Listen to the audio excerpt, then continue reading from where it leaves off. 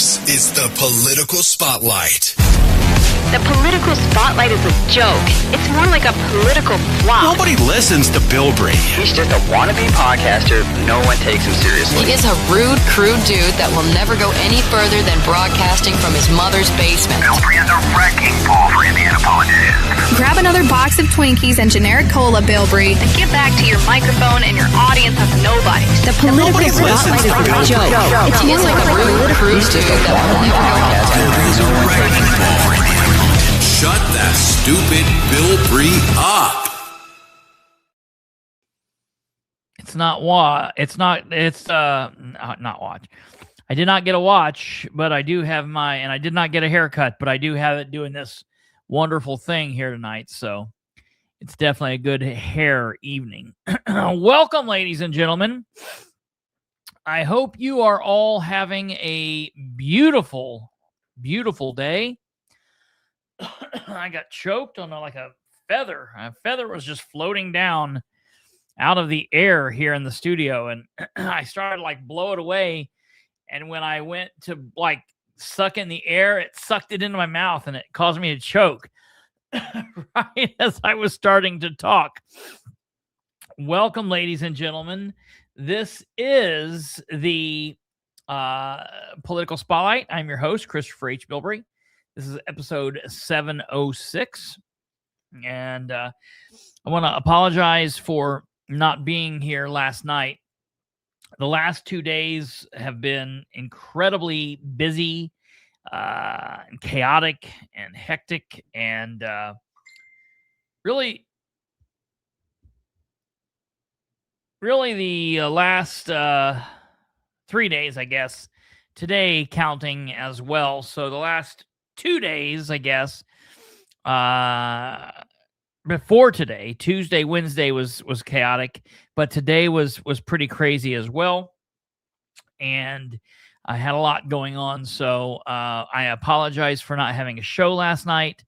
I apologize for the bizarre, the text. I had a really bad headache at the end of the night, and I was typing that out, and I think I got the day wrong. Maybe I even got the month wrong. Brandon brought it to my attention, and I got Jackie Fisher told me I got the wrong date. So I was able to finally get that fixed.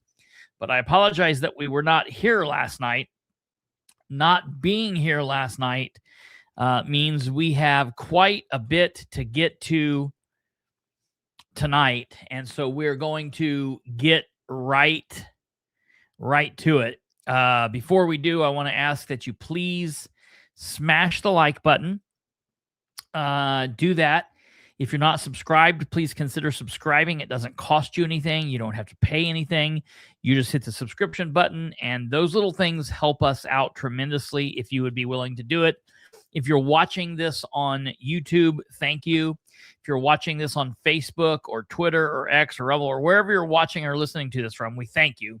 We appreciate you watching and listening wherever you are watching from. But if you would consider jumping over to the YouTube side, it would help us out. And I will be honest, it will also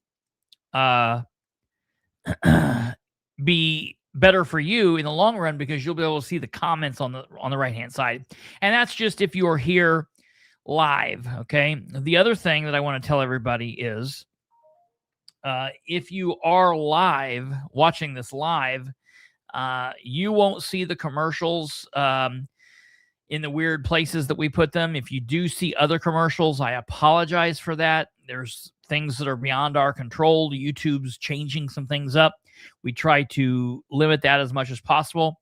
If you're watching this via replay in the future, we try to put in specific breaks where the commercials will be, and we try not to give you too many. So those are the housekeeping issues. Producer Kate is here as always, making sure things are running smoothly. And I do, Larry Silver Jr., hey, however you do it. But I tell you, if you can at least give us, like, I tell people, if you want to watch on Facebook, that's fine. But if you switch to YouTube just to give us a thumbs up, then you can switch back to Facebook if you like. It's however you want. I don't care. I will say, I talked to a couple of you yesterday in the midst of the meetings and the madness going on in politics. My grandparents here, hello, hope you are all having a good evening, everyone, literally tried to blow up the south end of Muncie, Delaware County. If you live anywhere on the south side of Muncie or into Delaware County, you didn't know that your life was in peril yesterday. I'm in the midst of all kinds of crazy things, and I get a phone call that says, we've cut the line to the propane tank. And it was total chaos, but everybody lived. My dad always scared me to death when I was a young kid, because he always told me that if the thing blew up, it would blow us up for like a square mile around. And so I grew up my entire life being scared to death of that thing. And then my grandparents are calling me and being like, we cut the line. And I'm like, well, don't call me. I'm afraid you're going to blow me up over the phone. So it was total chaos. But I want to thank the people. This is not like they don't sponsor the show or anything, but Keystone, I want to thank the people. They sent some folks out there, and they helped them out. But I have to find out if I can name this company, this other company. I should have asked, but I didn't, and I will from now on. But my grandparents had some plumbing trouble, and generally my grandfather and I try to handle this stuff, and we bicker because I'm not a plumber in any way. I didn't even like Mario Brothers, you know what I mean? So it is that, but we always try to handle these issues, and we just couldn't handle this issue we had today. And I put a call out, and I asked for people to help me. And I just let you know this: if you're a woman and you text me a phone text message today, giving the name of two people, a father and a son situation, you helped out tremendously, and they came out and did a fantastic job. If I'm going to find out if they're okay, because the nature of the beast, some people don't like to being associated with me. I don't know why. Why would that be a bad thing? That should not be a bad thing at all. But alas, I will ask before I give them the plug. So it is what it is. But we are back at it. We're getting into it. Yeah, right. Gilman's should. We brought them a lot of advertisement for a long time. The last thing I want to say before we get into the meat here, because we need to get to it because we have a lot to cover, is I have been inundated over the last couple of days from people asking for help. People that have been reaching out and contacting me. I've been talking to people from Dunreath. I've been talking to people from Red Key. I've been talking to people from Portland. There are some things in Henry County that we're going to be covering, as I've been saying this for the last couple of days and weeks. Those shows are coming, but everybody kind of gets put in. It's kind of like a triage here. We're triaging, hitting the most important, most serious up front, and then the things that can wait, they kind of wait for a minute, but we will get to them.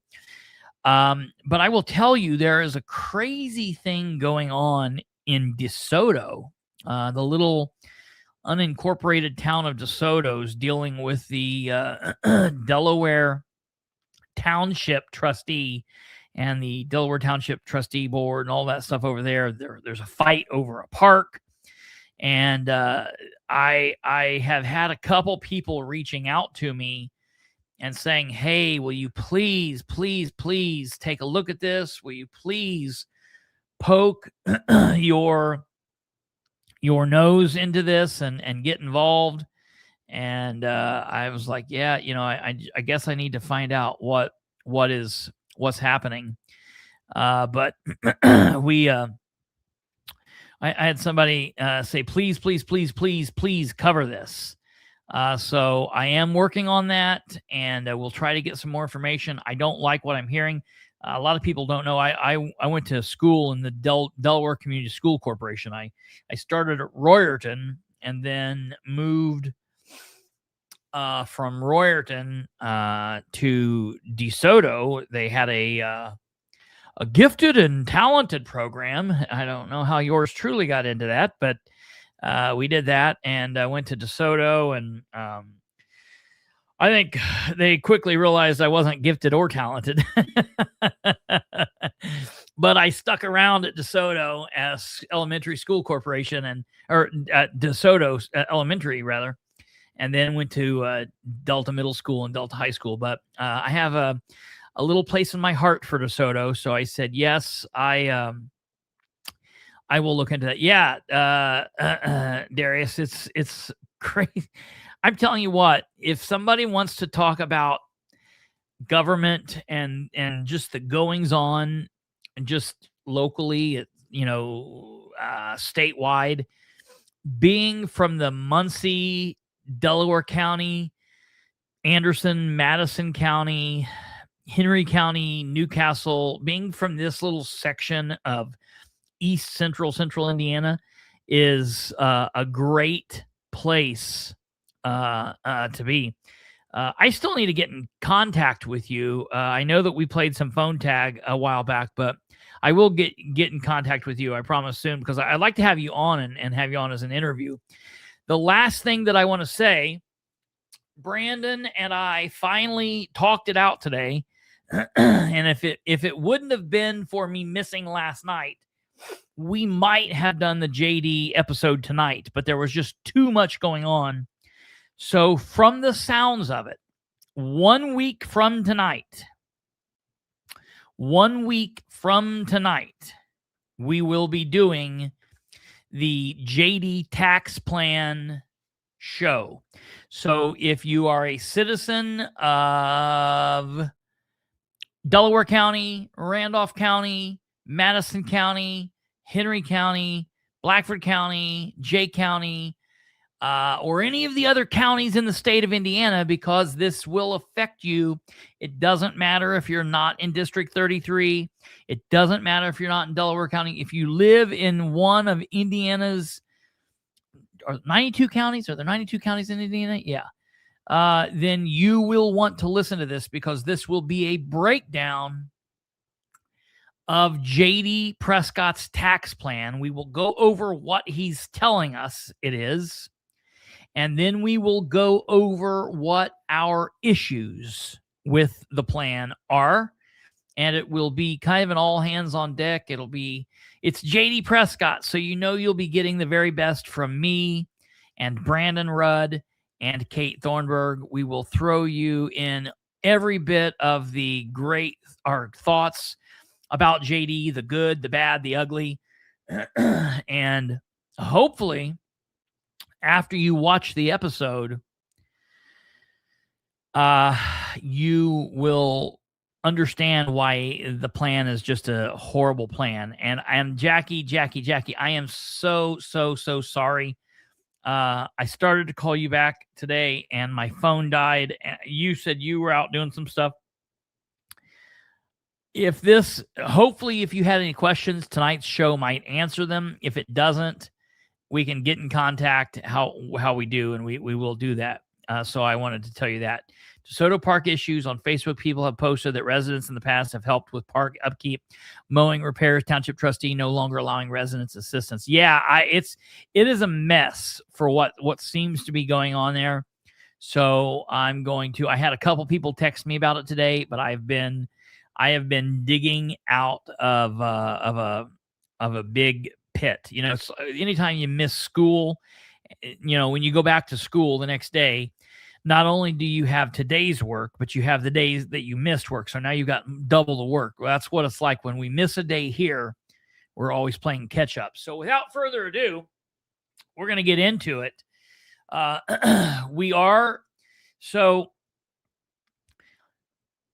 We're going to be covering Wednesday, July 22nd, which was yesterday. Yes, he is running unopposed. We wanted who is it that Alva always wants to run? Is it Jackie? I think Alva wants Jackie to run. Of course, the time has passed, but you know how we do around here. Wayne Scaife for everything, Jackie Fisher for auditor. So it is what it is. Jackie Fisher for auditor. See, right there it is. It is what it is.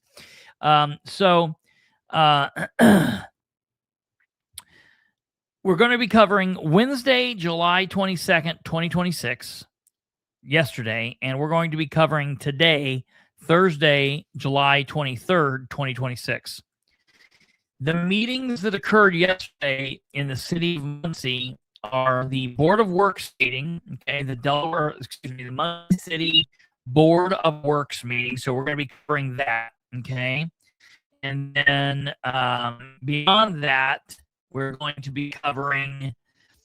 So there was also the don't do that to me, don't do it to me. We're also going to be covering the Delaware County, yesterday was the Muncie Sanitary District meeting.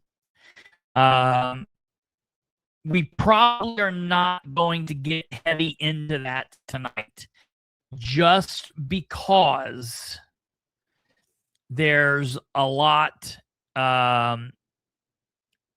we need to get to, and I feel like we can hit the Sanitary District Board meeting on another episode. So we probably won't dig into that one too much.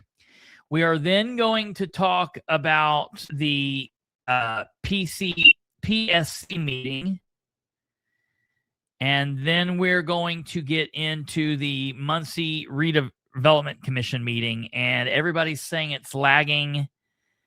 Let me see. Kate's just now telling me it's lagging. Hold on here a second. Let me see what's going on here. All right. I was hoping it would stop. How long has it? I usually give it about a minute, and then after a minute, and then everybody else starts kicking in too. So. Yeah. Okay.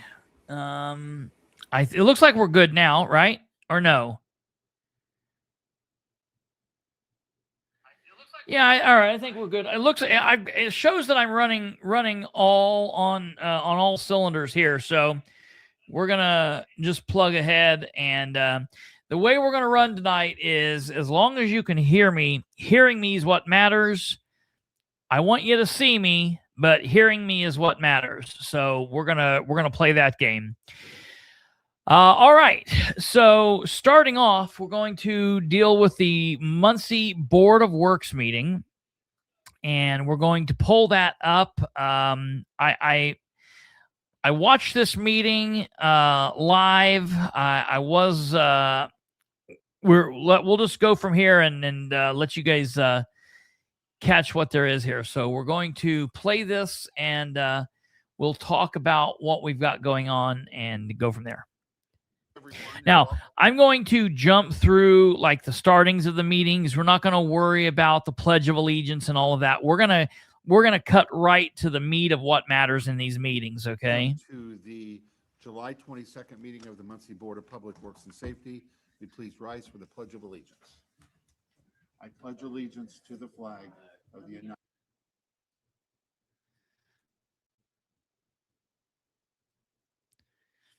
First up is the claims. The Register of Claims by City Controller Craig Wright. Good morning, Craig. Good morning.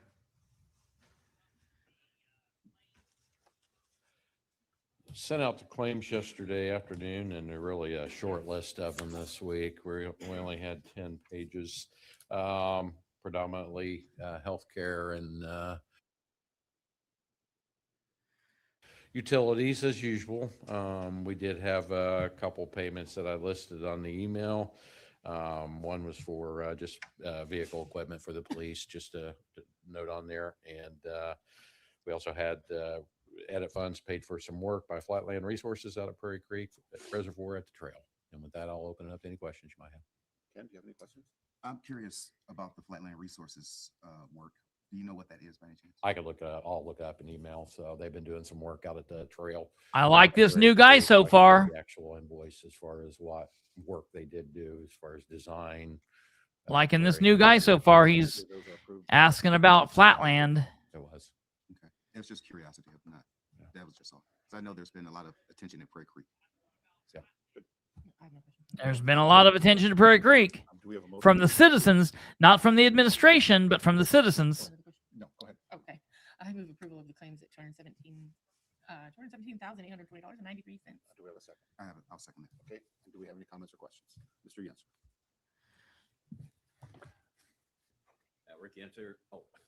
Rick Yenser, newsman and author.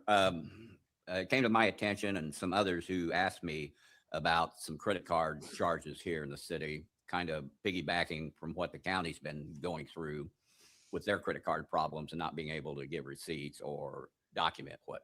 A couple of the big ones, I think, from the police chief, we had in May 8, there was a $7,203.71 charge on June 12th, $6,500. I don't understand this. There was a time, and I don't know if Kate remembers this, but there was a time back several years ago where I had somebody get a hold of me and tell me that I needed to look at the credit cards for several different people.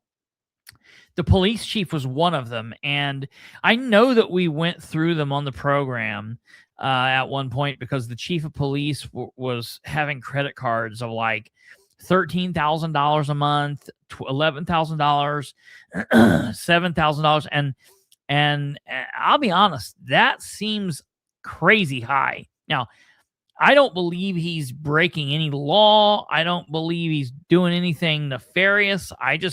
But I don't know what it is, and it's always been a struggle. And so I'm glad that other people are asking this, and hopefully we can start to get to the bottom of what's going on. Because I'll put it to you this way: if something is going on that the chief of police needs to be spending routinely multiple thousands of dollars on a credit card every month, then we probably need to find another way to do that. Maybe we shouldn't be doing it with the credit cards. And as Alva said, like, you look here, we've got $14,000 professional services. This, some $1,000 here, professional services. Here's professional services. Here's professional services. And weekly, Ted says, oh, they do such a good job of keeping us up to date with what's going on and letting us know what this stuff is for. Well, I don't know who he's talking about, but when you look through and half of the claims are professional services, I'm sorry, but that's not a good description of what is going on. That is a lame-ass attempt at just copy and pasting and moving on and not worrying about it. Professional services does not cut it. I think they need to go a little bit more in depth with that, but that's just my opinion. $51.63. So I would suggest, given what problems occurred next door with that government, you might want to take a closer look at some of these credit card charges. Like Rick said, based off what went on next door, and by next door, he means Delaware County government. Keep in mind, there was a situation where an employee is accused of stealing, $200,000 worth of money and doing it right under the noses of the people that were supposed to be watching. So Rick makes a good point here. Whatever crackpot you want to call him, this or that, or he's done this or that, or that's fine. But it's, even if you want to consider him a broken clock, still right twice a day. And I think that he needs to be given a little bit more credit than what people are giving him. If you want to address that just real quick. Yeah, credit card charges are, we look at those very closely. We do have an individual in our office that is in charge of going through the credit card charges, making sure that all the receipts are received. And also that that we are tax exempt and they are not paid. So they're viewed very closely. And any receipts that we do not have, we've been very good on getting copies of them through the companies where the credit cards are spent. So. Rick, I'll just comment too. Thank you for saying that, commenting on that. Thank you. I know the city's doing a really good job of monitoring that and watching that. How does Ted know what's going on? He spends exactly 11 minutes here a week. Exactly what they're for. Yeah. So we always have reference to go back and check too. So I feel pretty confident in what they're doing, but it's always something that we have to watch. So. And those sound like they were July charges, so we haven't finalized the payment for those charges yet, as far as with Star. Okay. Thank you very much. Do we have any other comments or questions? Okay. We have a motion in a second. All those in favor signify by saying aye. Aye. All opposed. Motion carried. Thank you very much. Thank you. We have some unfinished business with the, the street closure applications for a noise exemption for the super. Okay, and they basically go over some street exemptions and closures, and that's basically what it is. The next several things are our street closures. The noise for that exemption is really, we have and so we're just going to blast through these. Okay, Jeff Green, representing the band. A lot of people messaged me yesterday and said, why was Jeff Green there? Jeff Green from City Councilor, he's there. Why is he at the Board of Works? Because they saw him in a picture. And I want to say this for the record. We'll get to that in a minute. So a lot of people ask me why Jeff Green was here. And I said, well, because he was there at the Board of Works, not in his official role as a city councilor. He was there for the band. They're going to be doing a thing, and he's getting a street closure. So he was there in his personal role, not as city councilor. We had an additional. Not there as city. I was hoping maybe he was there as city councilor because the council's getting ready to do this investigation into the contracts, and he was there to investigate and get them in shape. But no, he was just there as a regular old nobody. Area to bring the bands over here at Star Financial. So Bank. that goes through. Approval of a Resolve Tech LLC proposal for city.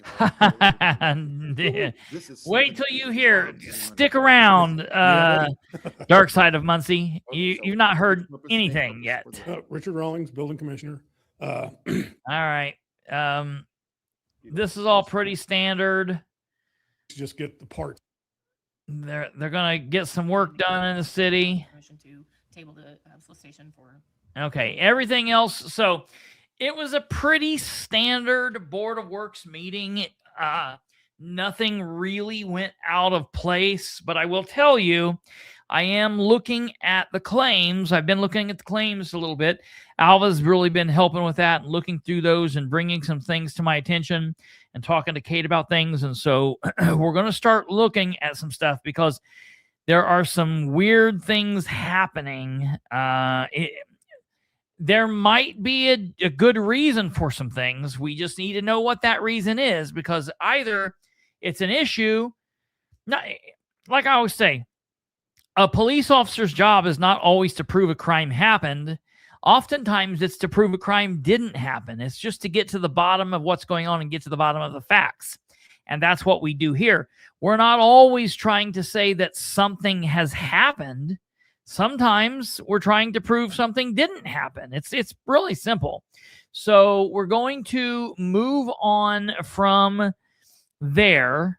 This is the second attempt at this meeting. This is the Public Services Subcommittee of the Muncie City Council. The chair is Jerry Dishman. The two counselors on the right are Sara Gullion and Jeff Green. Jeff Green is the council president. He's a Republican. Sara Gullion is a Democrat.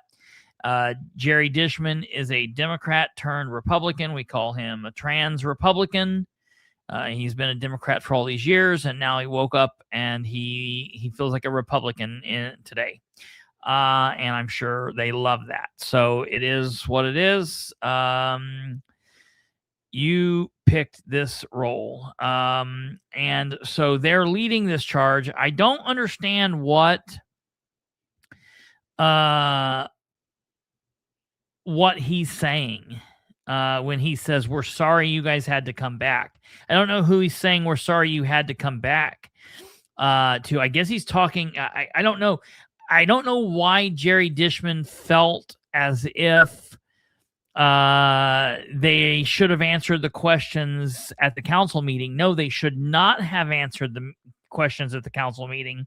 They should have answered the questions at the first PCS meeting, at the first Professional Services Committee meeting, but they weren't there. The administration weren't there, and the attorneys weren't there. Well, then yesterday during this meeting, again, the Ridenour administration was not there.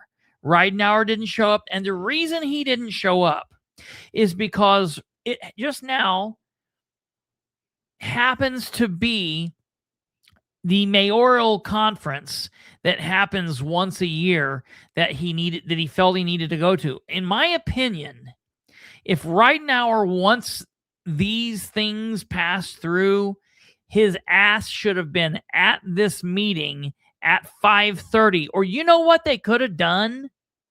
You cannot tell me that when they named the date of this, that Ridenour didn't know that he was having a mayoral conference. So he could have said, you know what? That doesn't work for me. And can we have this at another scheduled date? Could we do it on Thursday? Could we do it on Friday? They only had 2 days worth of mayoral conferences. So this is a big issue. And I want people to understand that the fact that you have to wonder then, was the whole child care thing subterfuge to cover for Dan? He didn't want to come out and say, I don't want this meeting because I have other plans that day. So he's like, somebody else is going to have to come up with an excuse. Very, very good. I don't trust this administration anymore. That's the problem. That's the problem. And you know, it's like, and they said that like Jerry and those other ones didn't want to change the meeting. That's good. But if you tell them that the people can't be there, maybe they will change it. You know, if you say, well, we just don't know, we can't get babysitters, so we're not going to be able to live stream it. That's not a reason to cancel a meeting. But if you say, well, the mayor can't attend because he has to be hobnobbing with other mayors around, Indiana, well, that's all right. Maybe we have it on Friday night instead. You know, I don't want a Friday night meeting, but if that's the only time the mayor can be there, so be it. Yeah, and I failed to mention Craig Wright from the Controller's Office is here as well, but still, we appreciate I apologize for not having, you was here the other night for the questions and it didn't get answered. Yeah, thank you. We appreciate that. And we're going to start off tonight with Jeff Green. Okay. Well, I guess I can go ahead and ask some questions this evening concerning Station 5. What are the long-term impacts of the financing on the municipal debt limit and the city bond rating? Wrong guy to ask the question to. Okay, sorry. I'm Bob Swintz with the London Witty Group. We're municipal advisors for the city. In terms of debt capacity, there is no impact on the debt capacity of the city. This has been done as a lease transaction. And because it is a lease transaction, it's not counted against your debt limit. And I'm sorry, what was the second part of the question? And the city bond rating for the city? Well, we would hope, we've seen some positive discussions with the rating agencies over the last couple of years. If this were approved, we would go through that process again. We would hope that we'd see more positive feedback from the rating agencies. Do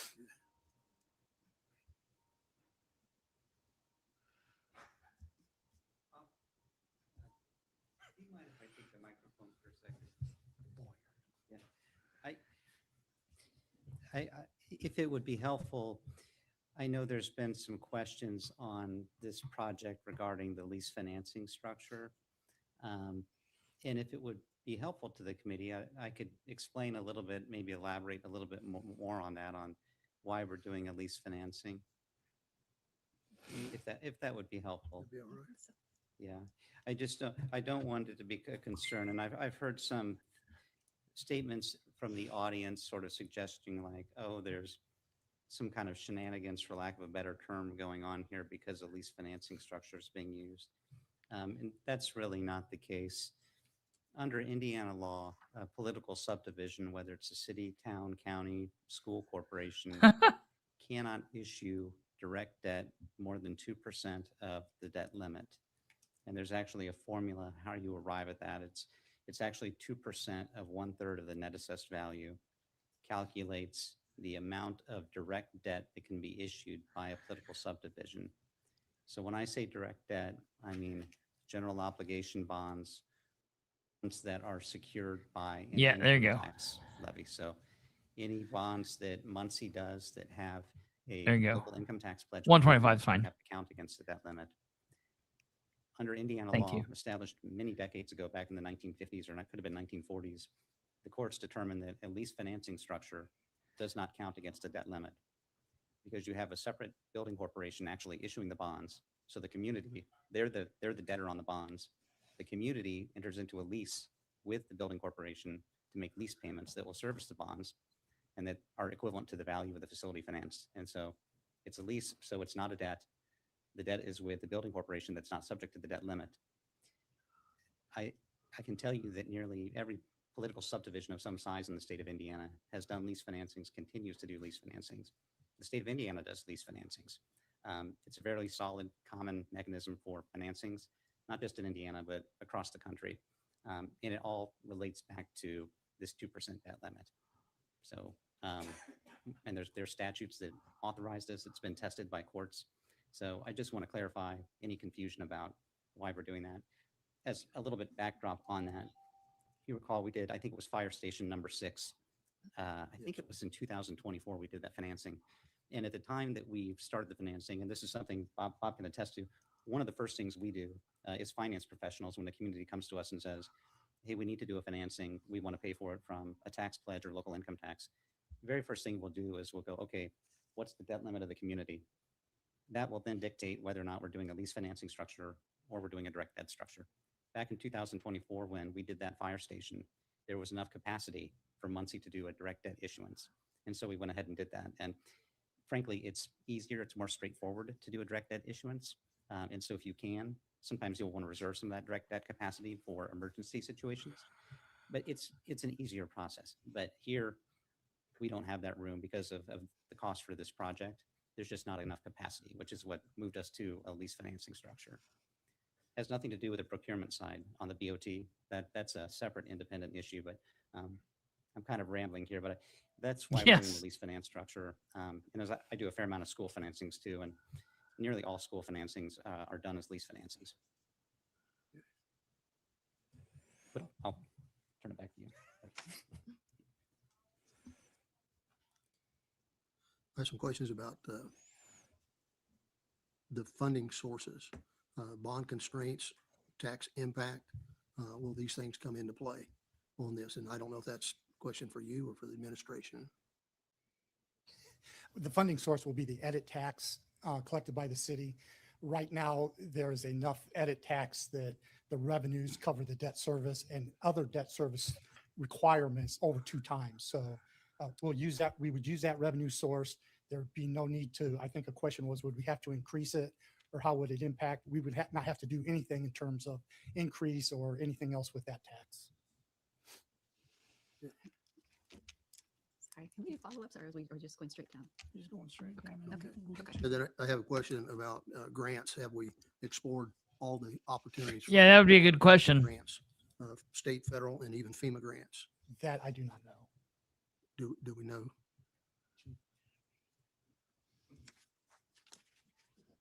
We have not explored any grants at this time for the financing of the fire station or for that. We do have grants out for other things like public safety equipment and stuff that we've applied for through the assistance to firefighters programs. But that's where we have been really pushing those. They put forth a structure every year when they open those at what the priorities are for those. And it's very, very, very rare that they will give money towards a fire station project. Okay. But they do for equipment. They do for equipment, yes. Okay. Mm-hmm.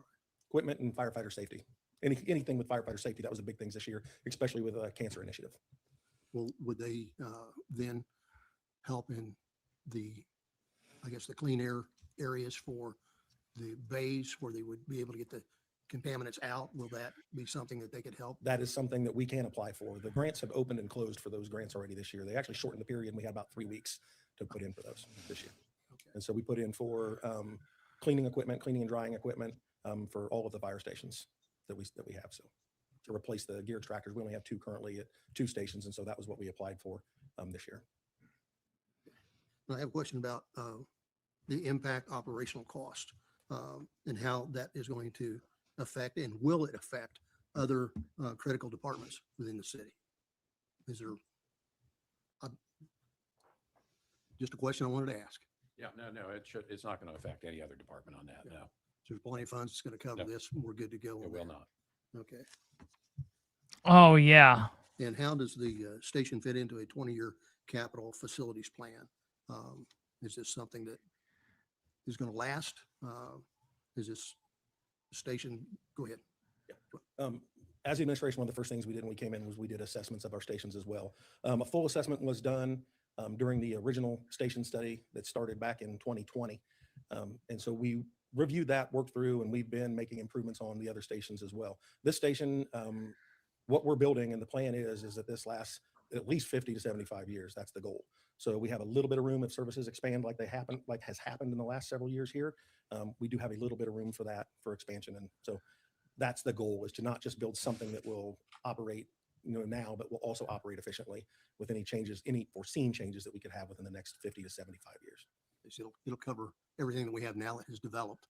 And if new additions pop up, Ball State decides to add more, you have expansion areas. There will be a little bit of capacity at that station. Now we have the 4 bays so we can have the 3 primary pieces and have some storage. But if the time would arise, that equipment that's stored there could be moved and expansion could, take place there.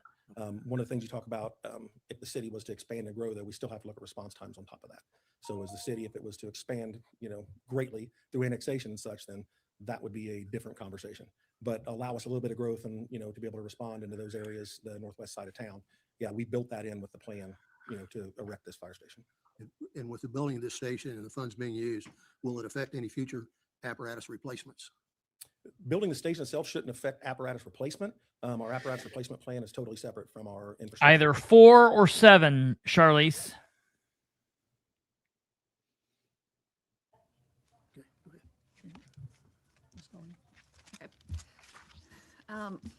I've got a question that I want to start with regarding Ball State's, I guess maybe the controller. This is for good. this, since we don't have either of our mayors here right now. We only have one mayor. I don't know why they keep saying this. So we've got a letter that the mayor shared with the council regarding their $1.5 million lump sum payment is what they're calling it. And they're saying that will be done once you've confirmed that you've obtained the necessary approvals for the project and have executed a contract with a construction company. Okay, so we're asking for $11.5 million for this station. This station is needed. I mean, I'm not arguing that at all. $11.5 million is a lot of money. We've got $1.5 million being brought in by the university. Why are we not changing this to a $10 million ask rather than keeping it at $11.5 million? Especially as I say, it's a lump sum. I will turn it over to the bond council. That's a good question, and I'll try to answer it. I'll try. There's a letter where Ball State is saying that they will contribute 1.5 million. But the timing of when that will done, how that will all take place. I mean, that's a letter. We don't know that the money's actually in the bank and how they deploy those funds. But when the city signs the contract for this project, they need to have all 11.5 million available to fund the contract. Otherwise, there could be a shortfall. If something happens with Ball State, that money is not secured. I mean, that is really the reason we need to have full authorization. We may get through the council authorization and find out that Ball State says, yeah, we'll give you the 1.5 million. It's going to happen over a 3 or 4 year period. There'll be contingencies to it. I understand that's not how the letter's phrased, but I'm just suggesting that I've seen those kinds of things happen before. It happens quite often that people say they're going to make contributions, and you get to that point and you start to sharpen the pencils and get into the details, and it turns out that it may not be an immediate thing. There may be time. Well, then that's a problem. If that's, council can do what it wants. But our preference obviously would be to keep the full authorization in there. Sure. If we do the project, we do the 11.5 and the 1.5 million does come in, it's great. It can go to debt service. It can be used to offset cost of the project, but at least we have the certainty of knowing that we have full funding authorization for the project when we get to that point. But isn't there a way that we could have a contract with Ball State and have them sign a contract saying this is when it's going to happen? I mean, sure. This is probably not for you. That's probably more for the administration. Yeah. Possibly. Sure. I would just say, certainly we can go and we can try to explore those things. And, it's additional time, it's additional expense. And I don't know, Craig, Chief, if you have other thoughts about it. Why is additional time bad? Yeah, the letter that President Mearns did send that states that they are wanting to do a one-time payment on this once it gets passed. Why one time? And did you have any discussions about an actual written contract instead of? I have not personally. That would be, I don't know what the mayor has, the discussions he's had with Mearns. So. Again, it would be nice to have one of them here to speak to that. Okay. We only have one mayor. I know he is, right? Yeah, and I understand that. Yeah, definitely. But he's got a deputy. But I'm not going to answer for him as to what conversations he's had with him. No. Well, of course you would. Okay, Why would you? So then we don't get it. If we're giving this, if we said, okay, here's the 11.5 million, Ball State pays that 1.5 million back, then what? Then we have this money to go to other fire stations, which is not necessarily not needed, but we've done this before too, and we do have a finite amount of money in the city. I think, one of the Lots of important things is about the Ball State funds. When the Ball State funds come in, it will be up to the council to approve any appropriation. So if that money wasn't taken immediately from the top and it came in, it would still come before council before it could be appropriated for any other project. Sure. But my understanding through reading the letter, and I did have some conversations with Bob and Dennis and Greg, is, and even the mayor, that the money was going towards the station. So that would go towards Station 5 with your approval, obviously, of council. But if the 11.5 was approved, council, when the money came in, when it comes in as a lump sum, can immediately place that onto that bond service immediately. Sure, but we're still giving it 11.5 rather than 10. Yeah. To the fire department. Yeah. Was, you approved 8.9, but we only drew eight. What was it? 8,425 is what we actually drew off of that. So the bond you were never able to use that money for other issues, other updates in the other fire stations, which is, that's fine. It could be as long as it was approved by you guys. Otherwise, and where else would it go though? Well, and it does. It has to go for fire department infrastructure projects. Right. But like I said, there is money there, but we have projects we would like to do. Sure. But I'm not going to come and ask you to appropriate money until we have the money to perform those projects. Sure.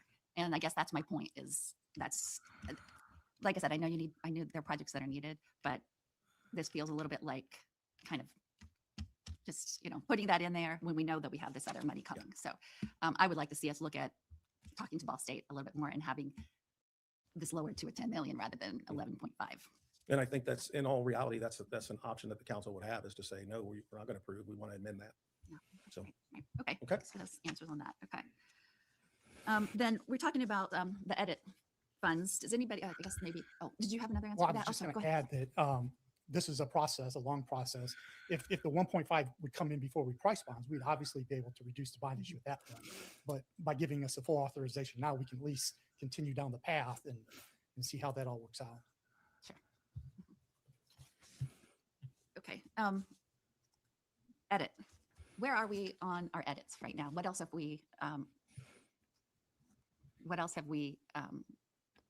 sorry, I apologize. What else have we promised from the edit fund? So where are we with that? We've got these funds coming out. Can you speak to that, Controller? Sure. I'll let the controller talk. Before he gets here, I'll just say that we have pledged, Because he's at a mayoral other conference. obligations. I think we have 4 different obligations where we could use edit. So they've been pledged there. We are using them for the last fire station that we did. And then the rest of it, I think, is just operational expenses. Yeah, he's had funds committed. He's got funds committed to this for this year. I know that, but to other things also, and with this coming in, we're still within the edits. Yeah. Okay. I mean, if I'd known we needed I got his spending plan for the year upstairs, I could certainly go get that. Oh, that would be if over I something knew that's we gonna were going to be- be talking about this, I would have brought it downstairs. The city council meeting. I mean, and so, okay, so we've got the edit and then we've got the lit. I'm going to go on to the lit at this point.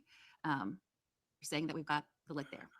The mayor had sent out an email to all of us telling us that we have 600 to 800,000 more. Pause it real lit quick. Because of our. This is going to be good. That's, So, okay, so she's getting ready to go into what we were talking about 2 days ago. But so a couple things there, Charlize, and everyone else is talking about this. First of all, the mayor is not at this event on Wednesday night at 5:30, and I sent him an email earlier in the day. I sent Mayor Ridenour an email today. I sent him one yesterday. Funny enough, and this is weird because I guess I need to look into this. I sent him an email yesterday. When I sent the email to him originally yesterday, I didn't get anything. I didn't get anything back. It just was what I just sent him an email and it was what it was. However, today, when I sent an email to him at like 4 o'clock, I sent an email to a couple different people and he was one of them. I got an auto response that says, I will be out of the office Tuesday through Thursday for the annual mayor's conference. Please know that your email is important and I will respond as quickly as I can. If you need something immediately, please reach out to Shireen. So I think it's odd that his thing says I'll be gone Tuesday through Thursday.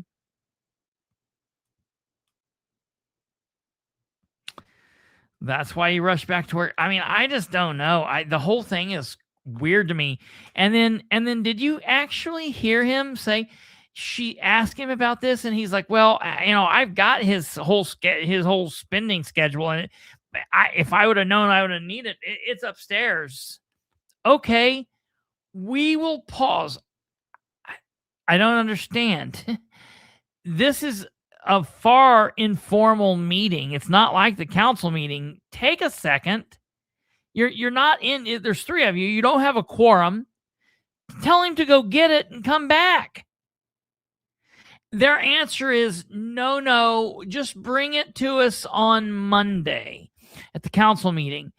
Does anybody want to, when we get to this point and we're talking about this, I'm going to stand up and I'm going to ask if he has this.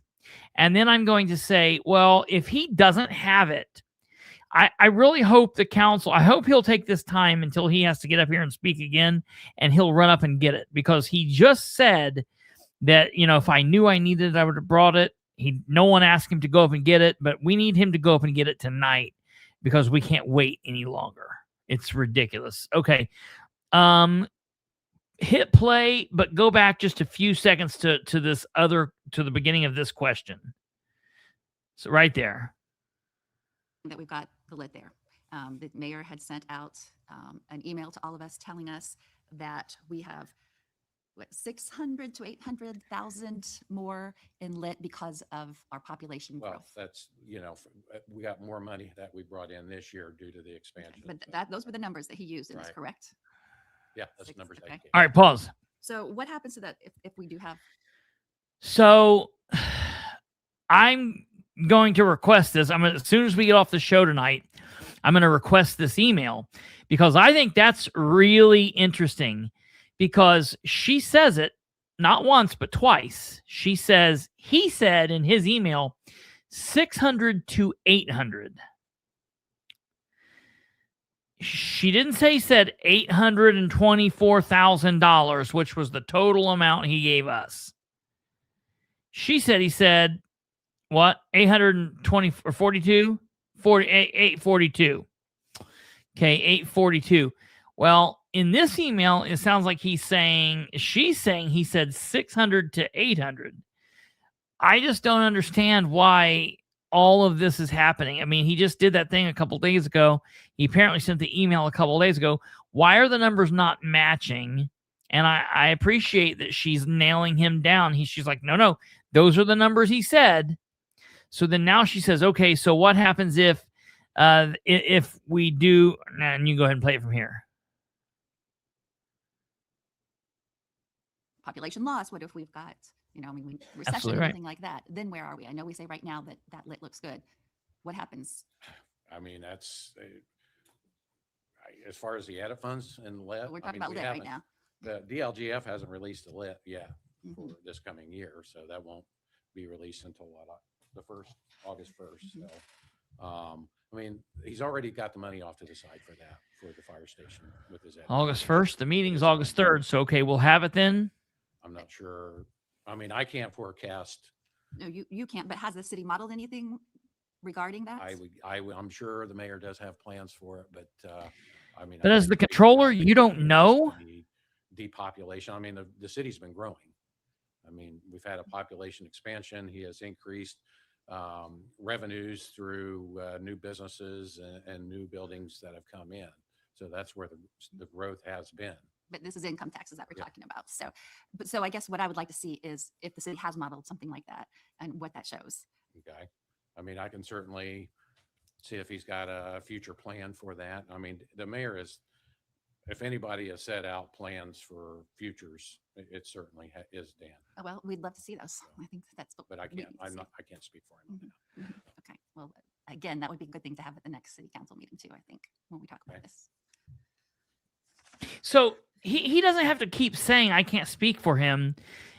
And He then could I've got just another go and question say, about- all right, we'll bring it at the next meeting. We'll bring it at the next meeting. They keep asking for these things. So my question is, does he go back and prepare an email and send it to Dan? Is Dan even watching this meeting? Does Dan know what these people want? The thing that blows my mind is Dan's going to come back because he's a control freak. He's going to come back and watch this. He's going to have them give him a rundown and do all of this shit. And they're still going to show up at the meeting without any of this. Hit it. You know, I brought this up at one of the last meetings regarding that 400,000 or so that this money goes to make changes at the building on Jackson where the firefighters will have to be, you know, while this is being built. We know that's needed, not an issue, except that it's coming out of this money. And then we're giving that back to the hospital, correct? I want to make that clear. So who can speak to that for me? Yeah, the current agreement with Ball Hospital is that they will give us a $1 lease on the building. The building does need some modifications to add some showers and some laundry facilities that are not in there. That won't benefit Ball Hospital. You know, they're saying it when it's done and it goes back to being a regular doctor's office or something. But we do have to erect a building. Sorry. And there are some extra things that came along that from our original planning and just to meet the requirements of the city. And that's some brick wainscoting that would be required to be on that facility as well. There's some retention ponds, some groundwork things that also have to happen to meet, you know, proper requirements. I mean, I've been involved in some of that and seen, you know, all the stuff and it went in front of the zoning board and stuff, but there were some extra things there from what we originally, you know, thought were going to need to take place.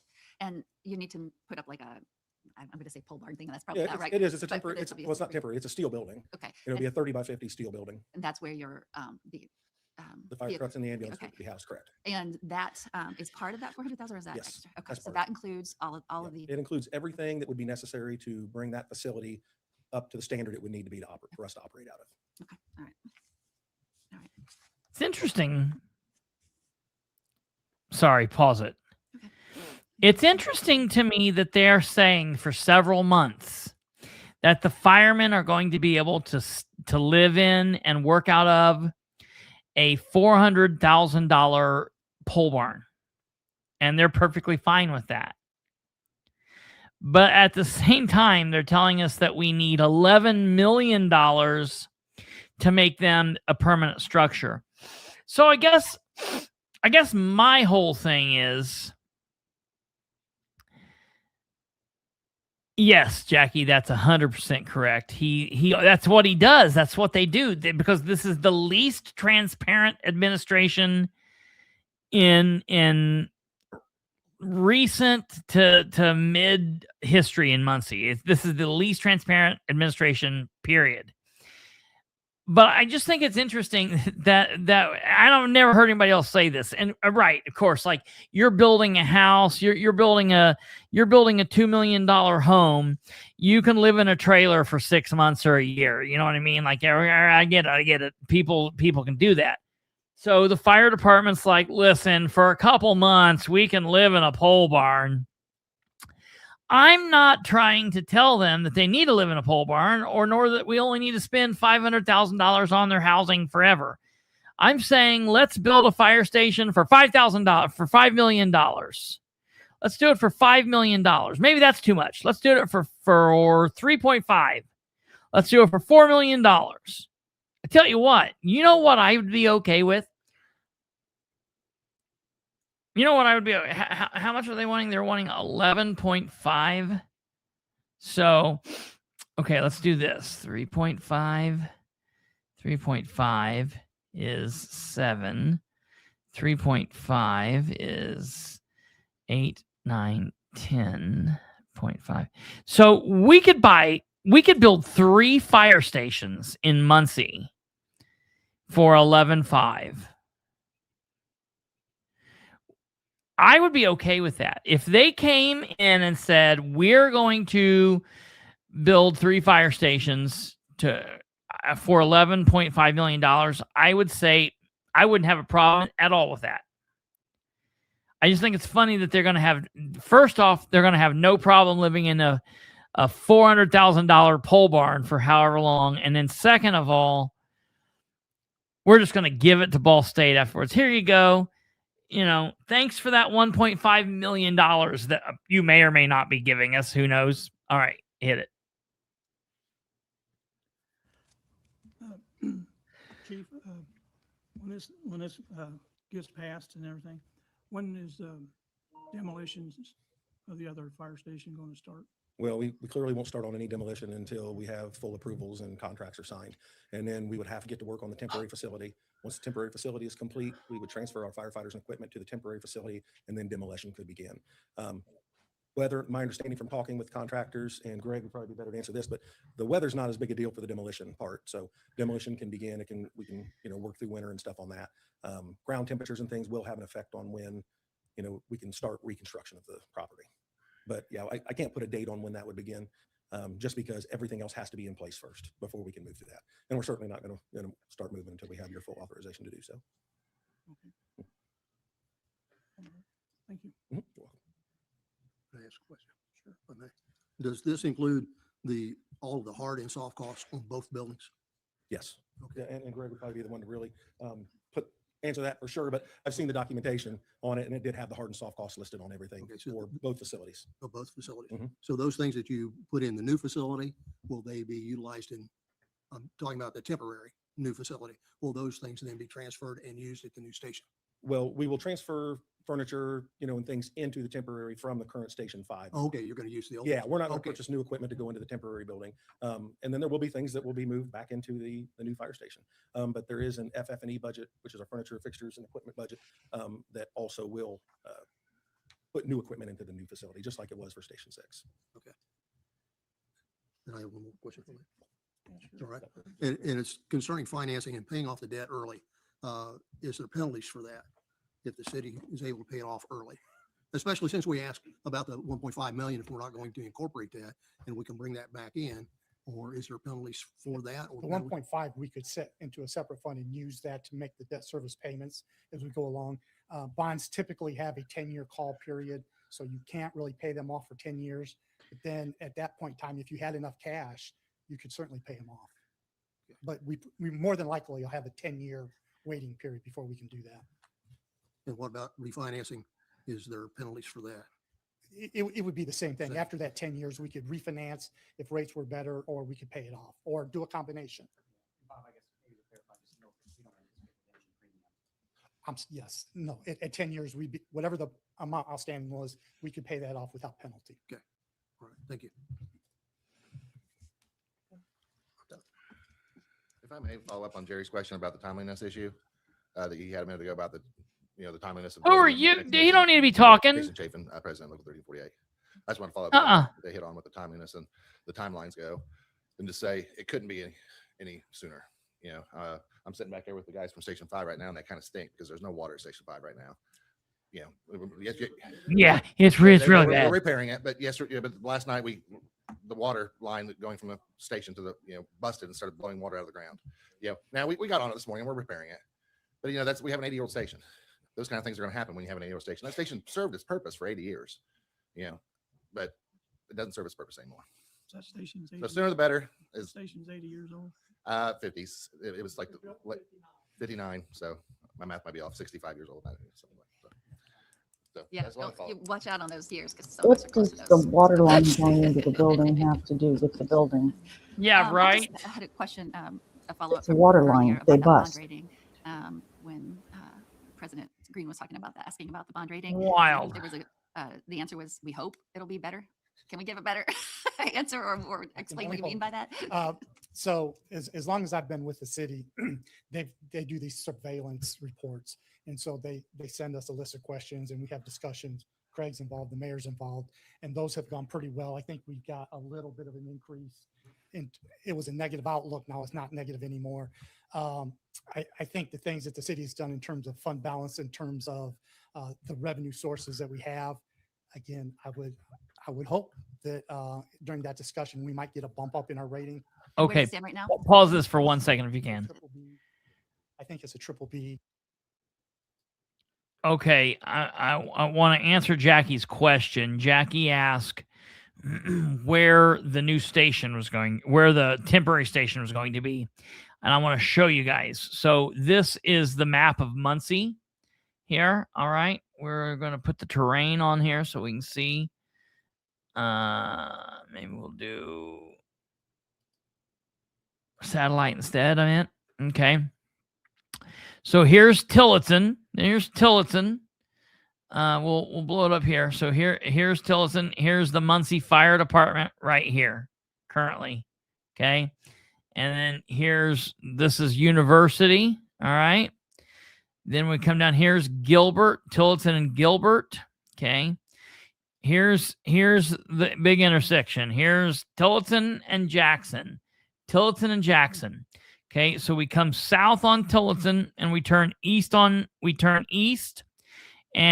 go past Manning, past Cole, past Celia, past Britain, and then we go just, let's see here. 1, 2, 3, 4, 5. Right here is the lots. Right here at the corner of South Britain and Jackson is right here is where the temporary building is going to go. Now, I have not looked up yet. I need to. I'm going to need to look up, see who owns it. Apparently Ball State, I guess. I'm also very concerned that Ratchford might own it. And if so, that's a friend of Dan's. I'm gonna look at that while we go back to the video here, but I just want to let you guys know. So just so you guys can kind of see basically on this yeah, right here. Basically, we'll do it this way here. So here is where the fire station is, okay? And it looks like they're going here, okay, right here. And so that's that, okay? Pay no mind to these quick things. Those were other options that it could have possibly been, but this is where I guess it looks like they're going. So we'll keep you posted, let you know what's going to happen there. And we're going to go back to the video. When we go back to the video, I will be looking and tell you who owns that and what the deal is. So, okay, if you could hit play on that whenever. I would hope, I keep saying hope, we could get to an A- type of rating. But with the rating agencies, you can't tell. Do our best. Oh, I'm sorry. Sorry. Okay. I've got another question for him, actually. Do you happen to know how many lease financing structures we have here already? That we have in place? Oh gosh. I don't know exactly, but I have it back in my office. I'll bring it. Okay. Why? No, it's not. It's. But I can get you the exact of what deals they are. Ridiculous. Contingency funds, 10, 15% above the increase. Is that about right? You'd be the one to answer that one. Yes, sir. My name is Greg Martins with GM Development and working on the construction side, construction and design of the project. The contingency funds that we had in the budget were actually really almost just a plug-in figure. What I did was I put together a budget just based on historic numbers from other projects, and this would have been done in November of 2025. And then simply just took the 11.5 million and said that the difference was the contingency funds. So I would say that the budget in November 2025, I took maybe like 10 projects and did $1 per square foot type budget. But as we talked about at the last council or at the last board meeting that you all had last month, you won't have to depend on that budget. What we'll do is get bids as design progresses. And then just like Station 6, everything will be completely open book and then we'll solidify those numbers. Whatever is left over then would just be called contingency. And another thing that's very important, I know you all know this, but just for anyone that might be listening online, is any savings is your savings. It is not, doesn't go to some contractor or something like that. So if the bigger that gap is, the better, because it allows you to do whatever you want with it at that point. So Well, not exactly whatever we want with it. whatever you want within the fire department. Yes, that's a good point. Yep. Hey, I got a question. This needs to be reworded so that money goes back to the bond, not to the damn fire department. I know. They do not need to be paying interest on fuck around money. Back to the bond. Go elsewhere because you can't find.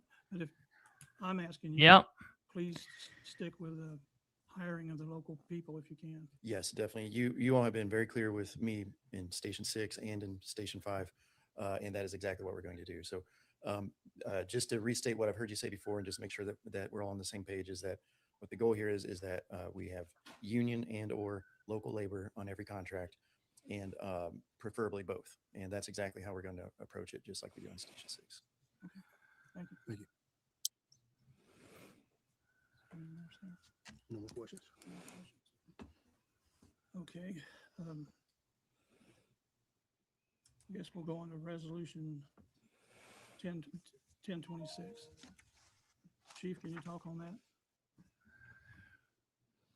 Okay, now they're going on to the resolutions. Do you guys have any questions on that? And I can see if I'm the guy to answer that or if you are. So I mean, not specifically on it, isn't it? General. this is, it's related to the appropriation portion of to go along with the ordinance.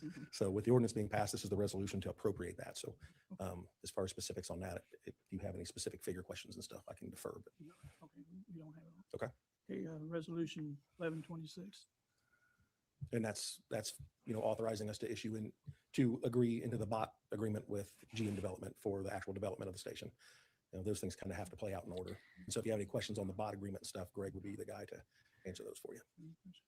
No, I don't know if it'd be useful to the public to explain again how, the bot works briefly.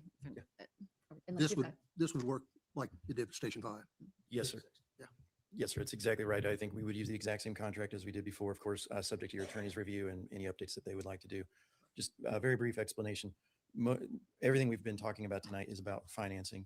What the BOT is Indiana Code 523, and that's a procurement statute. And so what that means, what procurement simply means is it's a way that under Indiana state statute that you can hire someone to design and build your project. That's the simple way.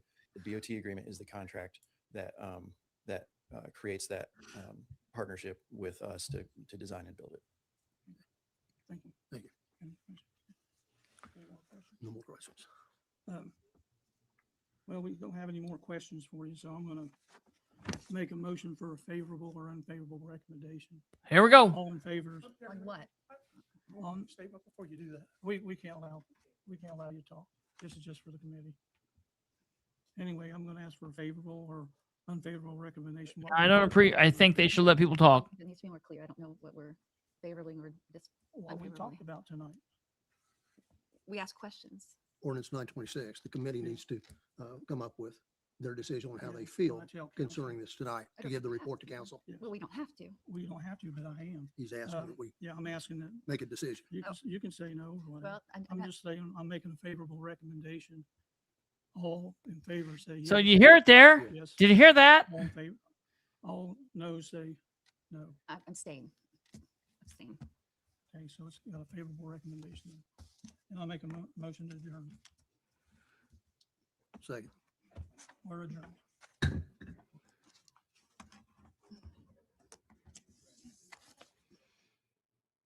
That just pisses me off after something I heard today, and you guys are getting ready to hear it now.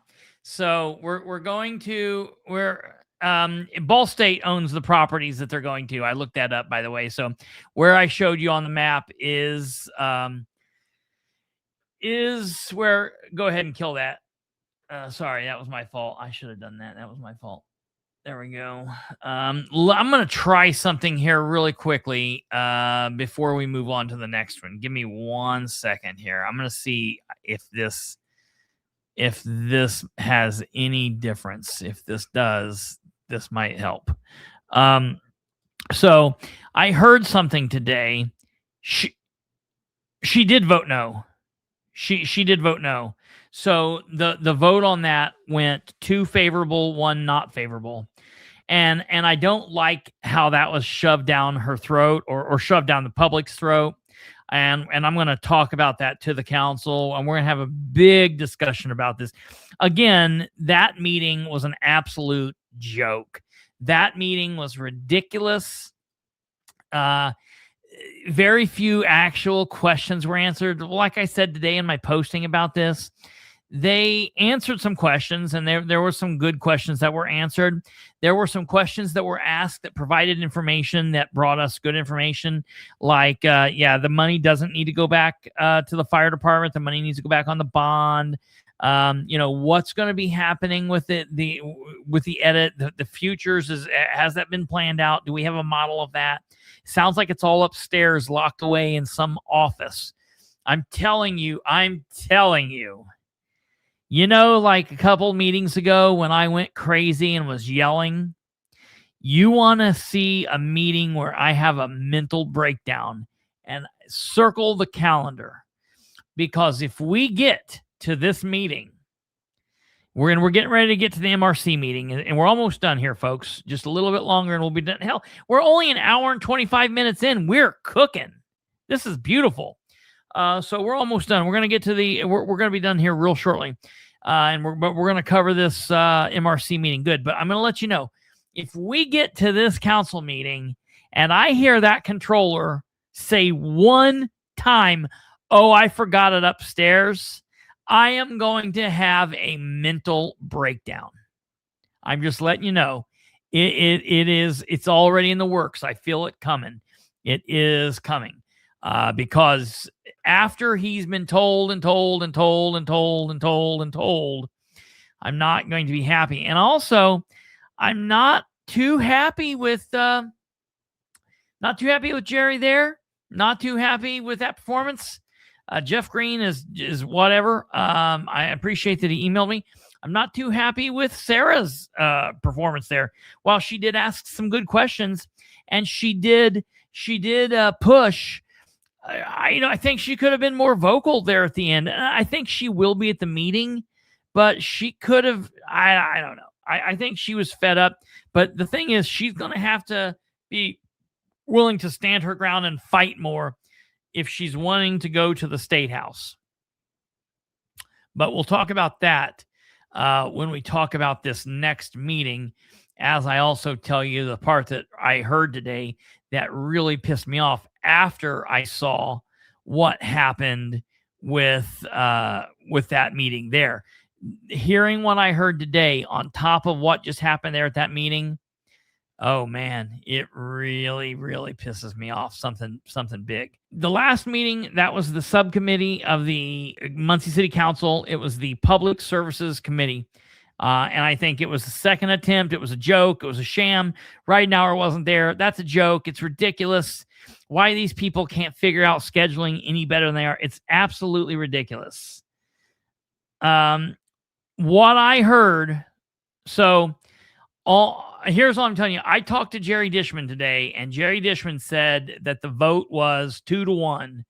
He said it was 2 favorable, 1 not favorable. So I will send an email to Sara to find out, to double check, because I have to send her an email about something else. You'll find out what that is here in a moment.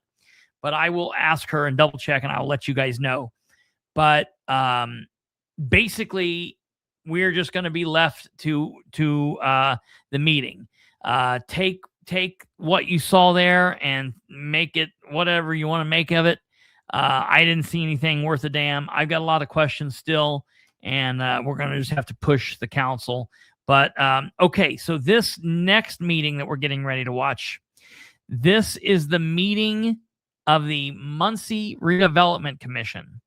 They were supposed to have met last Thursday, a week ago. Okay. So they were supposed to have met on the 16th at 9 a.m., but they didn't.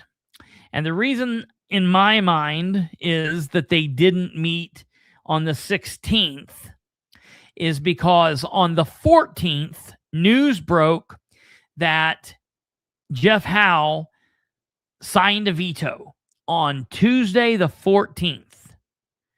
And then bam, Wednesday the 15th, Ridenour's back. He's the mayor again.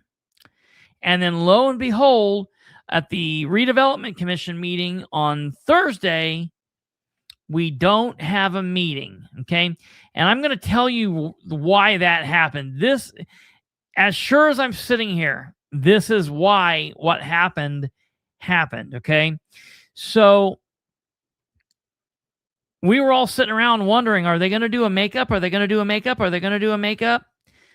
And then last night, all of a sudden, these little birdies started whispering, yeah, there's a makeup. The makeup meeting's tomorrow. It's Thursday. Okay, it's a week. It's a week out. That's cool.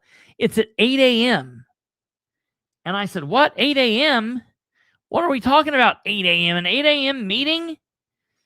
Okay, well, I got a lot of good rest last night, and since we didn't do a show, and I had my ass there at 7:50 this morning, and I walked right into that auditorium, and the first thing I noticed was, first off, we only have 4 commission members. Zane Bishop was MIA, and he's there a lot. I don't know if he's sick or something came up. It is what it is.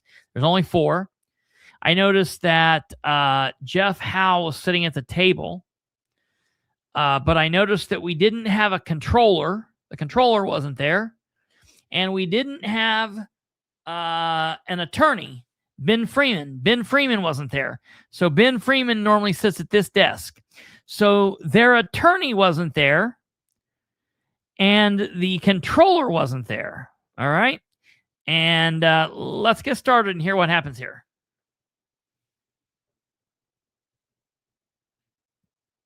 Today. Okay. All right. So we'll keep that. Anything to the July 23rd, 2026 meeting of the Muncie Redevelopment Commission. We will call this meeting to order. We'll go through roll real fast. Mr. Bishop is absent today. Mr. Miller, I am here. Mr. Probilla. Here. Mr. Rawlings. Present. Ms. Wagley. Here. And Mr. Lowe is absent today as well. Yeah, Mr. Lowe is gone too. Are there any questions, comments, concerns as well? You just got provided a copy today. Here. Mr. Rawlings. Present. Ms. Wagley. Hell. Here. And Mr. Lowe is absent today as well. You just got provided a copy of the agenda. It should have been in your emails as well. Are there any questions, comments, concerns? Are you okay to talk about facade grant stuff today? Okay. All right. So we'll keep that. Anything else for the agenda? If not, I'll hear a motion. Motion to approve. Second. Okay. Mr. Miller, yes. Mr. Probilla? Yes. Mr. Rollins? Yes. And Ms. Wagley? Yes. You do have a copy of the previous meeting memoranda. That's in the separate packet. Any questions on this today? Make a motion to approve the memoranda as submitted. Second. I just want to make sure we got the tabling correct. Yeah, we did. Okay. All right. I'm sorry. So there's a motion and a second? Okay. Mr. Miller, yes. Mr. Probilla? Yes. Mr. Rawlings? Saying I wasn't here. Okay. And Ms. Wagley? Yes. Everybody notice how Amber Green and Shireen Wagley now not only have the same voice, but they have the same haircut? Okay. We'll do the claims. Very similar body styles and everything. I mean, they're basically twins. The earlier meeting. Okay. We can move to the report from the city, and if he comes later, we can do the claims then, if that's okay. Oh, looky. Oh, looky. Controller's not there, so they couldn't do the claims. If he comes in later, well, we'll do them then. Okay, so keep that in your mind.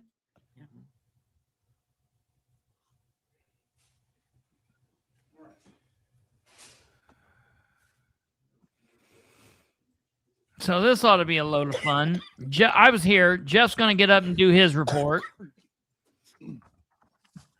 After Shireen coughed on him. He says, Chris is on way down. All right, so updates from the city.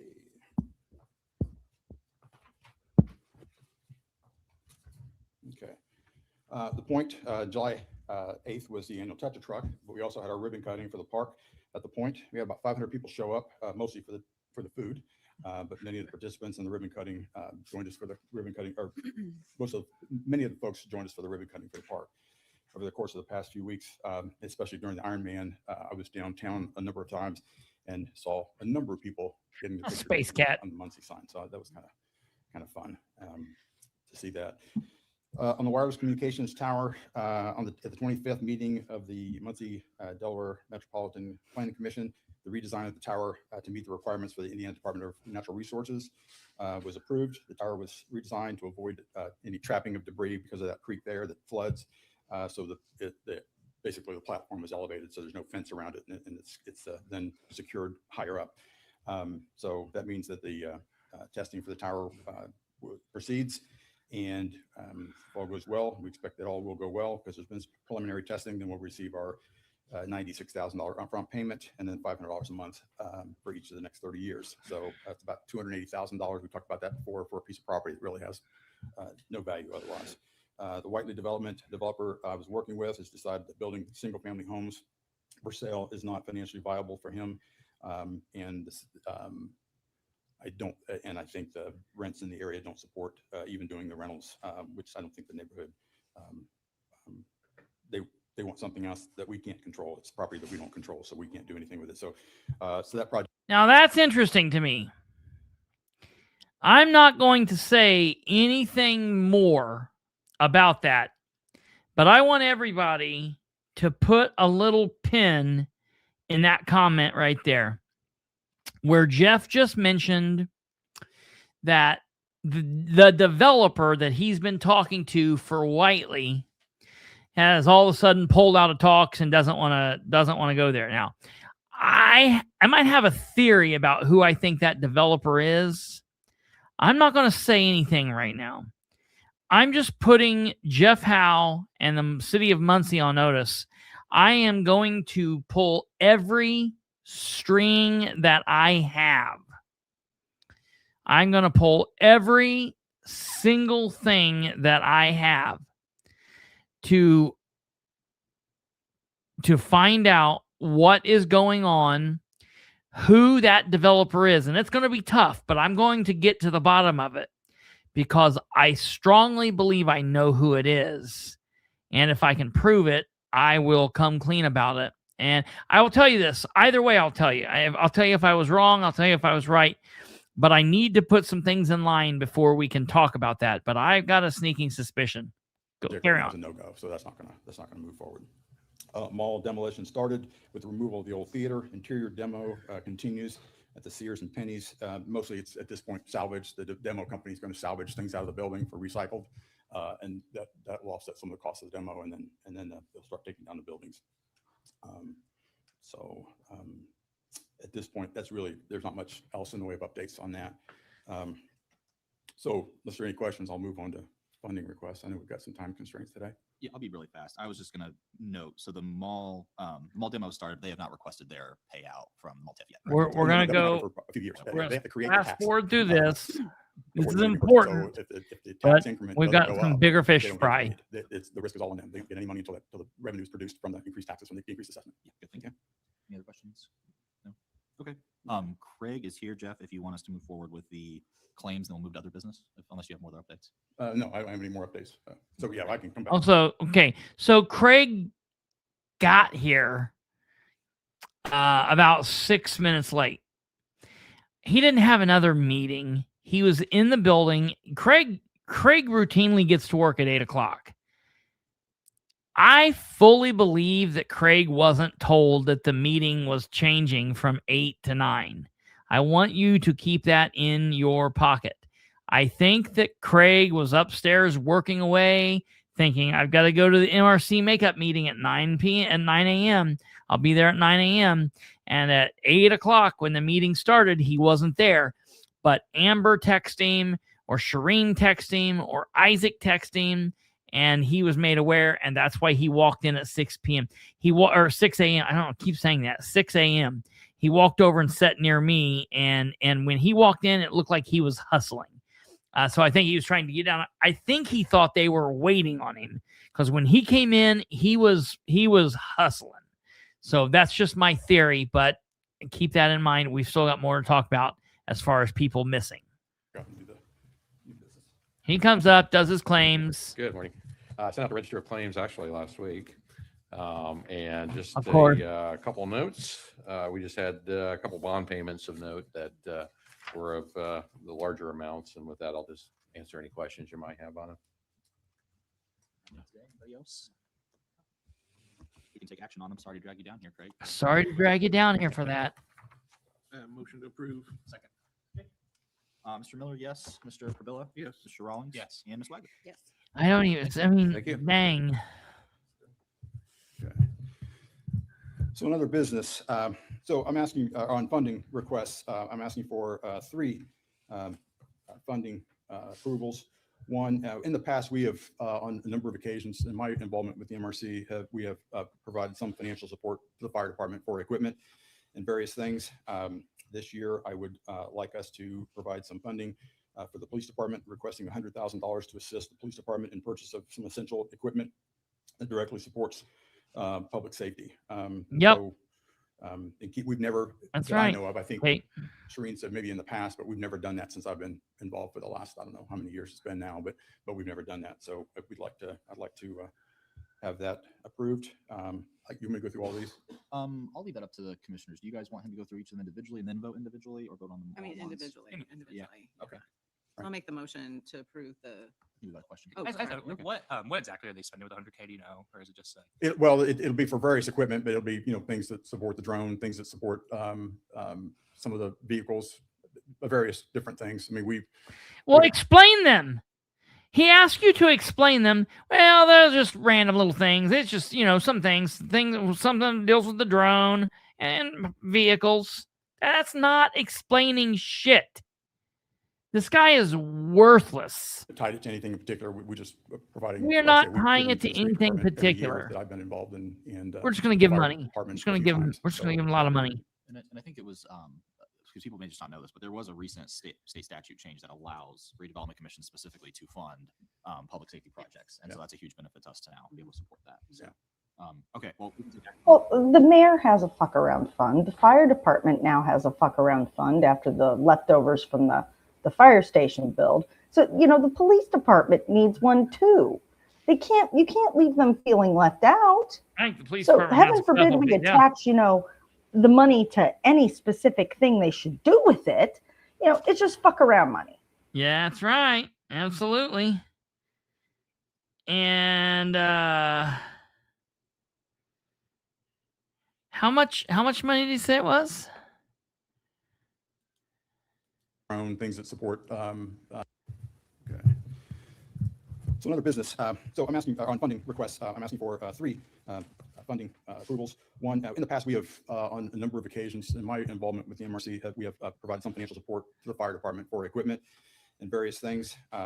This year, I would like us to provide some funding for the police department, requesting $100,000 to assist the police department in $100,000. equipment that directly supports public safety.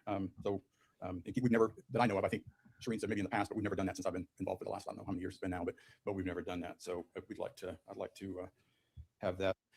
It has been paid down by a significant amount, but it still lingers out there during the last 7 weeks. Oh, okay. Then here, listen to this. To Garmong. I'll second the motion. Here's the next thing that they're wanting to get. Mr. Pavilla? Yes. Mr. Rollins? Yes. And Ms. Wagner? Yes. Okay.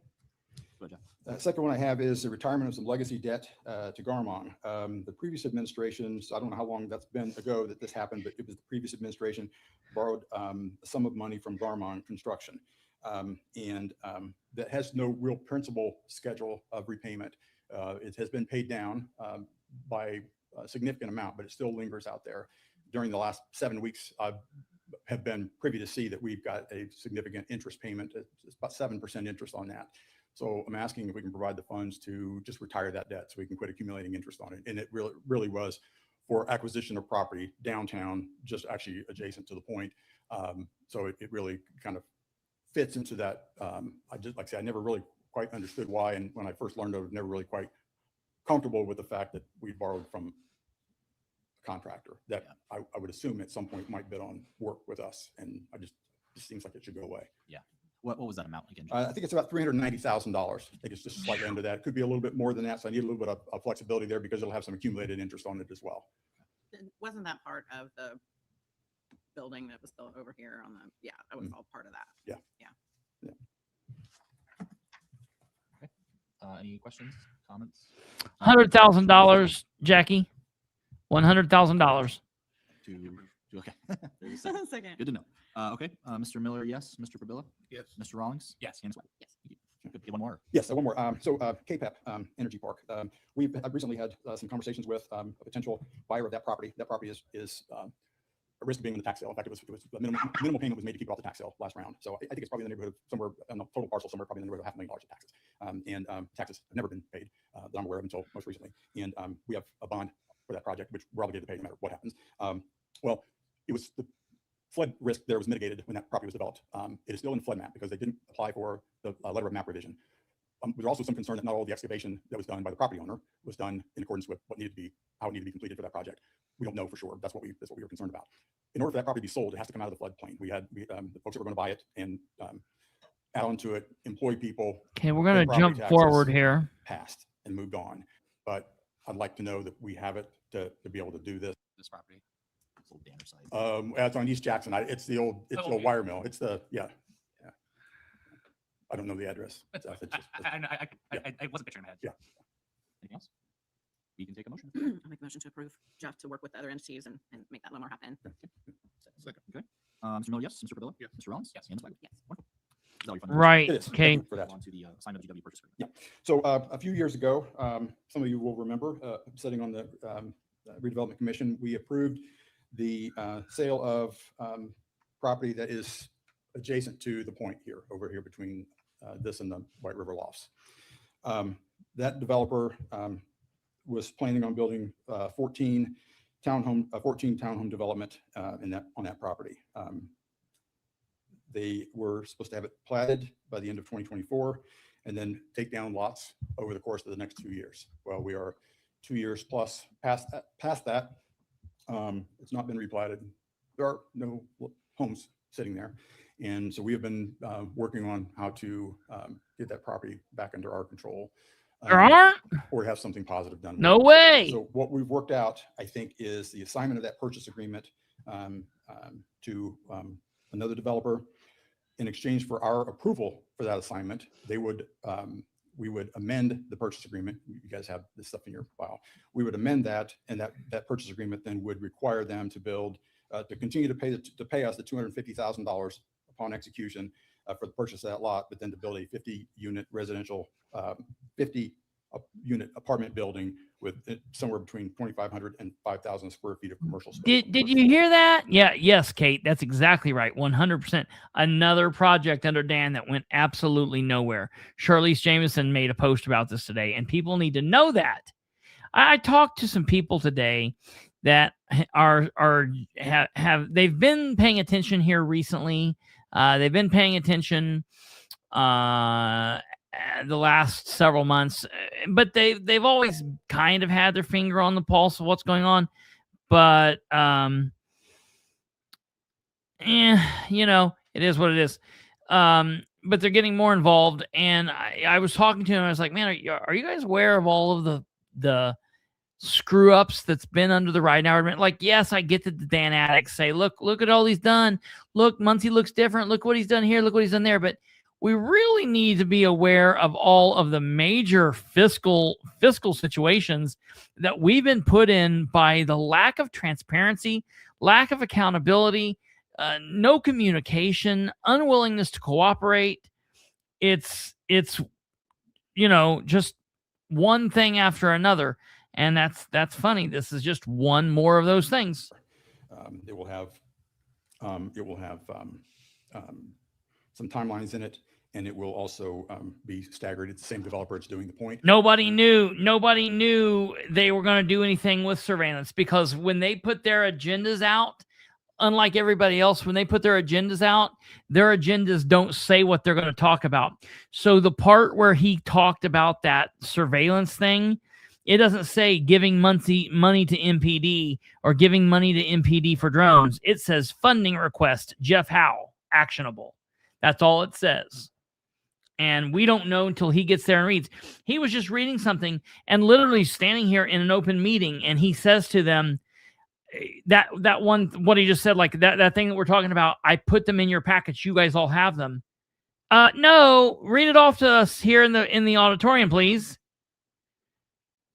So it'd be staggered with that. So it would take advantage of some economies of logistics. They would start here and then on a delay start there. So they were kind of working hand in hand. The economic impact on this is significantly better than it was. You're looking at probably $4 million worth of real estate now being replaced by somewhere probably in the neighborhood of $15 million worth of real estate. $4 million worth of real estate that would have property taxes at 1%. Who knows what that means under Senate Bill 1 or Senate Enacted 1. You know, a $15 million building that would be at 2% or 3% on the commercial space. More households downtown, more household incomes downtown. And so it's a significantly bigger, a multiple of economic impact than what we had. So while that's been frustrating, it's been frustrating. All right. It's probably an understatement. It's been frustrating and painful to watch nothing happen there. I think at the end of the day, this all works out. It's a better deal for us. So we just need approval for the resolution to be able to move forward to get, or I'm sorry, not a resolution, approval to make that transaction happen so we can get that done, and we'll get paid right away, and then they'll start construction at some point after the point gets started. Yeah, I mean, I can testify. I've watched Jeff for the last 2 years painfully go back and forth with who I hope will be the previous developer and try to get something done, and there just wasn't movement. So Jeff putting this together, I think, was a wise decision, and I think we come out on top a lot better, honestly, anyway. So it's someone we're familiar with, someone we've worked with in the past. There's always a benefit there too. So in faith that something will get done. yeah, they actually do their work and do it well. God. So I don't know if anybody else has thoughts, questions. I just had one question. Is this project similar to the point, like just all market rate, like just Mhm. standard 501? Okay. Yeah. So do you need motions on the overall project, or do you need motions on these two documents? I need approval for the two documents for us to execute on the two documents. Now, I will tell you, And the documents have been vetted by our counsel and their counsel, so I think they're ready to go. I am looking into this because this says assignment of GW purchase agreement. Now, I don't know if that's GW. I don't know if that GW. That's not GM. I don't know what that is. I don't know what that is. We're gonna have to find out what that is, because again, they won't ever say what these people's names are. It's ridiculous. Oh, it is different. Okay, I see the difference. Yep, I see it. I see why you would. Yeah, one's the assignment, one's the amendment. So Amendment, yeah. in order to get the assignment, the amendment takes place. Any questions, comments? Not all your motion. There's one. A motion to approve. Okay. There's a motion. Do I have a second? Second. Okay. It's getting ready to get No crazy, Mr. Gullion? folks. Yes. Mr. Rollins? Yes. And Ms. Wagner? Yes. Next project is homes on Walnut Street. Advantage Built Homes LLC seeking to develop homes on Walnut Street to be north of the new town. I apologize. Are you wanting this under property acquisitions, disposals, and transfers? Yes. Here we go. Just making sure. That's fine. Go ahead. So we have two lots there. The city has a third. They want to build, and I sent you a rendering of the homes that they are proposing to build. I think there are two renderings, so that, they'd be probably two of one and one of the other. The two identical wouldn't be sitting next to each other. These homes would be completed, and they would be. The new developer has been provided the proposed overlay that I think is still in flux, but they have been provided that. They have told me that we will not, and I've had conversations with the building commissioner and the mayor. We are not. We want the homes to be built without any variance requests. They have to be in compliance, which is what we've done with the others as well. So the homes will be. I think the homes they provided us, or the renderings they provide us, Right along that street. Well, this is McKinley stuff. So my request to you is the two lots that we own, and the third again belongs to the city. So that'd be the city that would grant that. And the city's agreed to include that, I'm assuming, Mhm. with you. Yeah. Yeah, thank you, Jeff. The only thing I will know, I said this before the meeting started, I'm sure you all heard me, but the resolution does need amended when we vote on it to have a correct date under, we'll call it section 3 of the actual resolution. That needs amended to be today's date. And Jeff, I was going to ask, you and I talked about this earlier. Can you point me to the section where you copied over the, and the term you used was copy and paste, I believe, the language from the overlay district stuff? Yeah, well, it's the last page. Is that in the, just in the exhibit? Exhibit A. Okay. So Yeah, if I go to right exhibit- below the addresses, this section was copied and pasted out of the neighborhood plan. Yeah, okay, thank you. So, or the neighborhood standards, whatever it was called, that was done by Vanderwall, yes. And so that was copy and pasted. I think the only place that it maybe has been changed is I think in a couple of places I had to pluralize a couple of things. I think homes, so whatever made that flow. But these are the standards that were in the neighborhood plan. Yeah, okay. I want to make sure that was noted. Vanderwall provided. Ordinance Certainly, 1326 Anybody needs those. that he I vetoed. don't think I had any other questions except. And this one. exhibit is a part of all the EDAs. Yeah. And those Or are previous single-family homes, correct? These are single-family homes for sale, Not intended to be rentals. not intended to be rentals. And then I also wanted to note, sorry, I always highlight this whenever we put out EDAs. Jeff always puts in, this is Article 5, but defaults and remedies, which I just appreciate. Those are just general terms that outline what would cause the developer to be in default on the project. And we get asked about that a lot. And so I want that to be noted. That's also in the EDA. Delay as well. penalties. If you don't start when you're supposed to start, you start paying us. If you don't finish when you're supposed to finish, you start paying us. And That's worked out for us, really, in regards to it ha- previous project. it has worked out for us. And quite frankly, that we face, and we will be doing first draws on the Ready 2 money, because Ready 2 has done the same thing. Yeah. Because some of those Ready 1 projects, not ours necessarily, but some of those Ready 1 projects across the state never started or didn't start for a long, long time. Now we have to have a first draw of the grant for production of whatever the projects are, depending on what community you're in. Ours happens to be housing in the Old West End and Point. We have to have a first draw by September 1st. So they're kind of doing the same thing. Let's get this moving along. So we have Yeah. in there. And if they get delayed beyond that, at some point, there's a reversion clause, which I think we've kind of talked about that before. We unfortunately didn't have that in the project we just talked about amending, but these are the reason we have it in there now. Yeah, inspired us as we move forward. Yeah. Any other questions? Yeah, I had a couple. Please. The first one I had, I know you mentioned that there was aspects of the overlay involved with this. I know the council unanimously approved the overlay and it was vetoed, but it's still kind of in, like you said, mentioned in kind of in flux. Like, is this something we have to act on now for it to be something that passes, or like, can we table this to next month like we tabled the downtown development? I see no reason to. These folks want to build. They want to start building in 120 days. I mean, these lots are for sale. They've been for sale for a long time. They're for sale to be built on. They're for sale to be built on for homes for people to live in. And these happen to be single family homes for sale. I mean, these fit. I'm not sure why we would delay it. Okay. Other question I had was, are the renderings an accurate description of what the properties will look like after construction? Yes. Anything else? No? Okay. All right. We can hear a motion if there's no further discussion. Again, I do want to note we do need that date amended at the end of the resolution. So that needs to be included in the motion. And I can make that motion if you guys want me to. I'll make the motion to amend the date. Okay, to today's date, I'm assuming. Yes. Okay. Do you want in that motion the approval of it as well? I'll make a motion to amend it and then table it. Okay. There is a motion to amend it Okay. and table it. Does that? So he's motion- making the motion to amend and table, and I appreciate what Seth is doing there.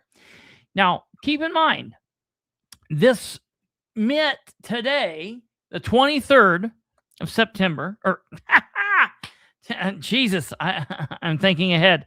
It met today, the 23rd of July. Okay. They were supposed to meet last month. Oh, Jesus, last week. I think the reason they didn't meet last week was because, number one, this EDA wasn't ready. Maybe they didn't have this prepared. I'm going to show you a document that definitely wasn't prepared last week. It might have been in the infancy, but I just am very suspicious now, knowing that this is being jammed through, and he's wanting this to be jammed through before the council meeting, which, you know, is just, it's like a week and a half away. You know, if, you know, a week will be the 30th, and then just a couple days from there is the 3rd when the meeting will be held. And he got a little stuffy when he was first asked the question by Seth. But listen to this. Have a second. So he made a motion, and he made the motion, I think. Then Isaac said, do we have a second? Let's make sure. Okay, to today's date, I'm assuming. Yes. Okay. Do you want in that motion the approval of it as well? I'll make a motion to amend it and then table it. So he made the motion to amend and table. Okay. There is a motion to amend it and then table it. Does that motion have a second? And what would, I guess. Now, here Steve Pribella is getting ready to ask some questions, and I was kind of shocked. I just kind of thought they would let it die. But listen to what Steve Pribella asks. I'm looking for what are you hoping to happen if we delay it? The main delay is I want to see a resolution with the overlay district. Like I'm assuming this is going to go up to the council next month for an override or something around it. That's the only reason. Like I just kind of want to see that language within this agreement. Now listen to what Hal says here. I would say this is probably more expeditious to approve this than it was to approve the overlay in the first reading. To suspend the rules to approve the overlay in the first reading. There was no reason to do that, but it was done. This is more timely. These people want to start building, and if they can't start building, they may build someplace else. They want to build another 60 or so homes in the community. But if we continue to make it difficult for people to do business here, they'll stop doing business here. Okay, so I'm going to write that down because we need to follow up on that. So the people that are making these 3 homes here in the McKinley also want to make 60 more homes someplace. So we better check up on that. And by God, they better do it. They better build 60 more homes someplace. Okay, but this is more expeditious. Man, he is butthurt that the council suspended the rules, which they fully have the authority to do, and then they passed it 8-0. My question is, Jeff, did you talk to any of the council people? You said you did in your veto letter, but I so far haven't found a counselor that said, yes, he talked to me. I can tell you this, Rose Selvey, the counselor who was the sponsoring counselor of 1326, didn't hear from Jeff Howe the day she filed it, the 18 days afterwards, didn't hear from him the day of the meeting. And matter of fact, she didn't hear anything from him. She got notified by email from her council attorney that he had vetoed this. Jeff never gave her the courtesy of a phone call. So I'm questioning, you know, what he's saying here, but it gets worse.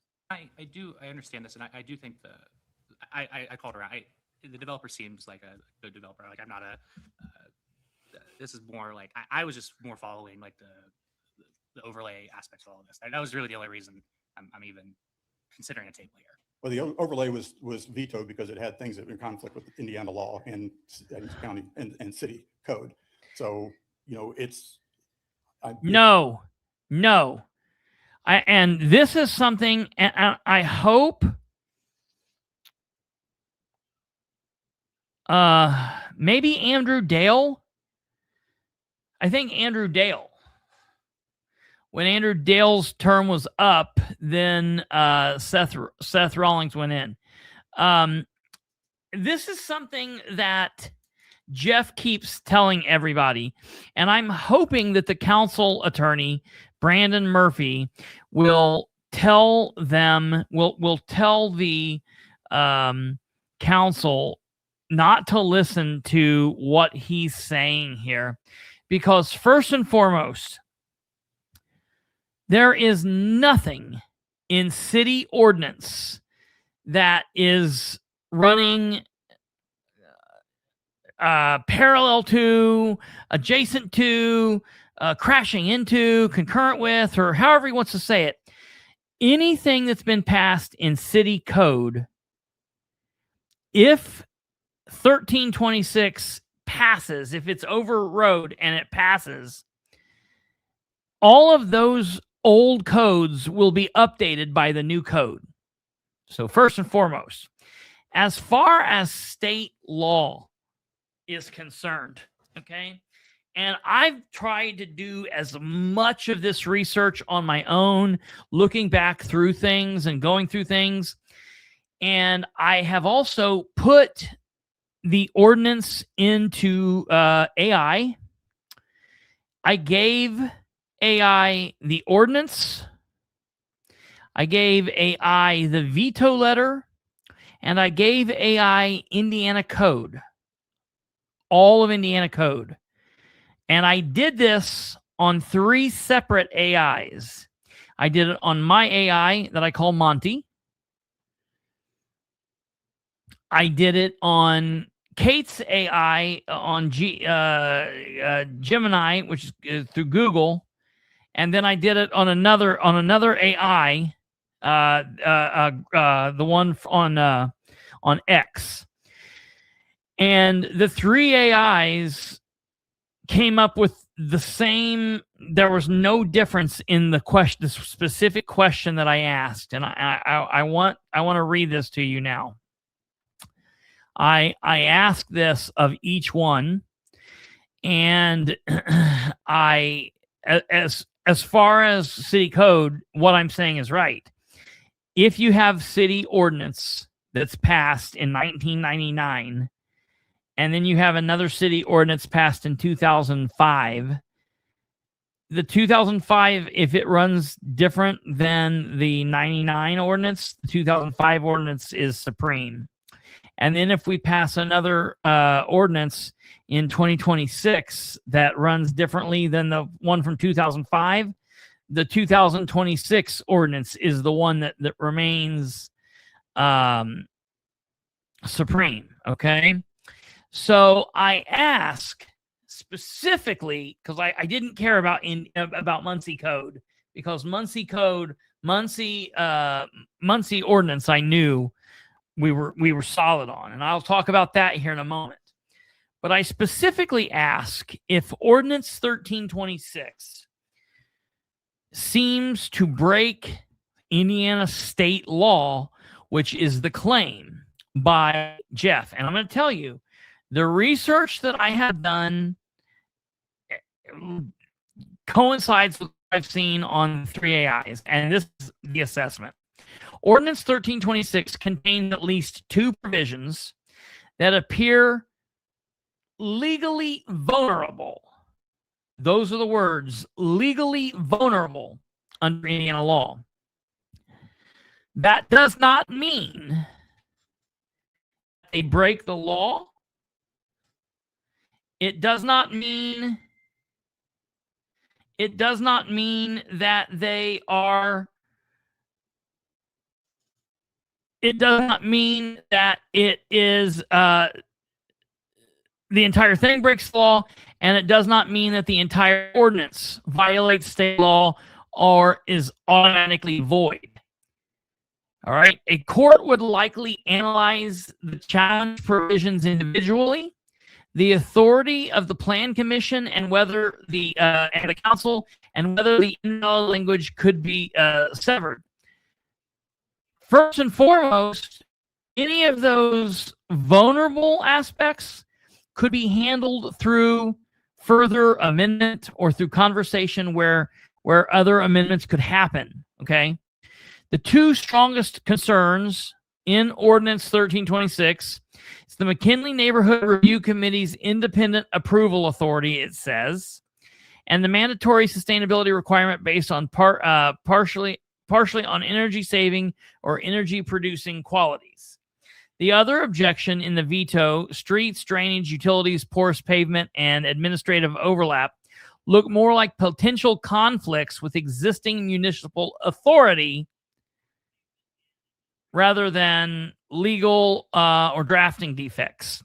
They are not on present record as clearly identifiable as direct violations of any Indiana statute.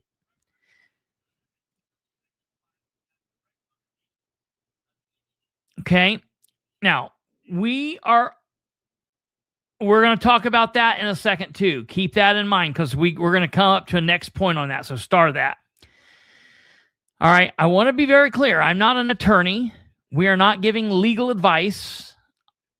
I'm telling you from my layman perspective of this, and I'm telling you what AI is telling us. Kate and I are not attorneys. All right.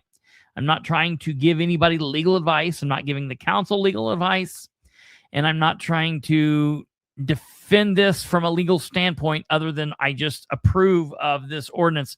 And I'm telling you where I stand. I believe that the ordinance 1326 needs to be approved by the council. And I'm not saying by a 2/3 vote. I'm saying it needs to be approved 9-0. It was approved 8-0 because Brandon was gone. Brandon, I think, will be back on the 3rd, and it needs to pass 9-0 to be overrode. And then they can deal with the questionable things through amendment. Okay. Ordinance 1326 says the future development plans must be viewed and approved by the McKinley Neighborhood Review Committee before development permits can be obtained. It further establishes that the McKinley Neighborhood Review Committee, for the purpose of reviewing and approving all development plans in the overlay, okay? Indiana's development plan statutes place the responsibility primarily with the Plan Commission, all right? And now, keep in mind that the Plan Commission on this situation, the Plan Commission agreed with the overlay.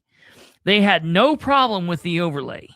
They had no issue with it, and their attorney signed off on it. The council attorney at the time signed off on this. Okay? So I don't understand what the issue is here. Okay? The Neighborhood Review Committee is not attempting to get in the way of the Plan Commission. They're not attempting to be a governmental entity. Okay. That's just common sense. This doesn't change the aspects of the design of properties in here.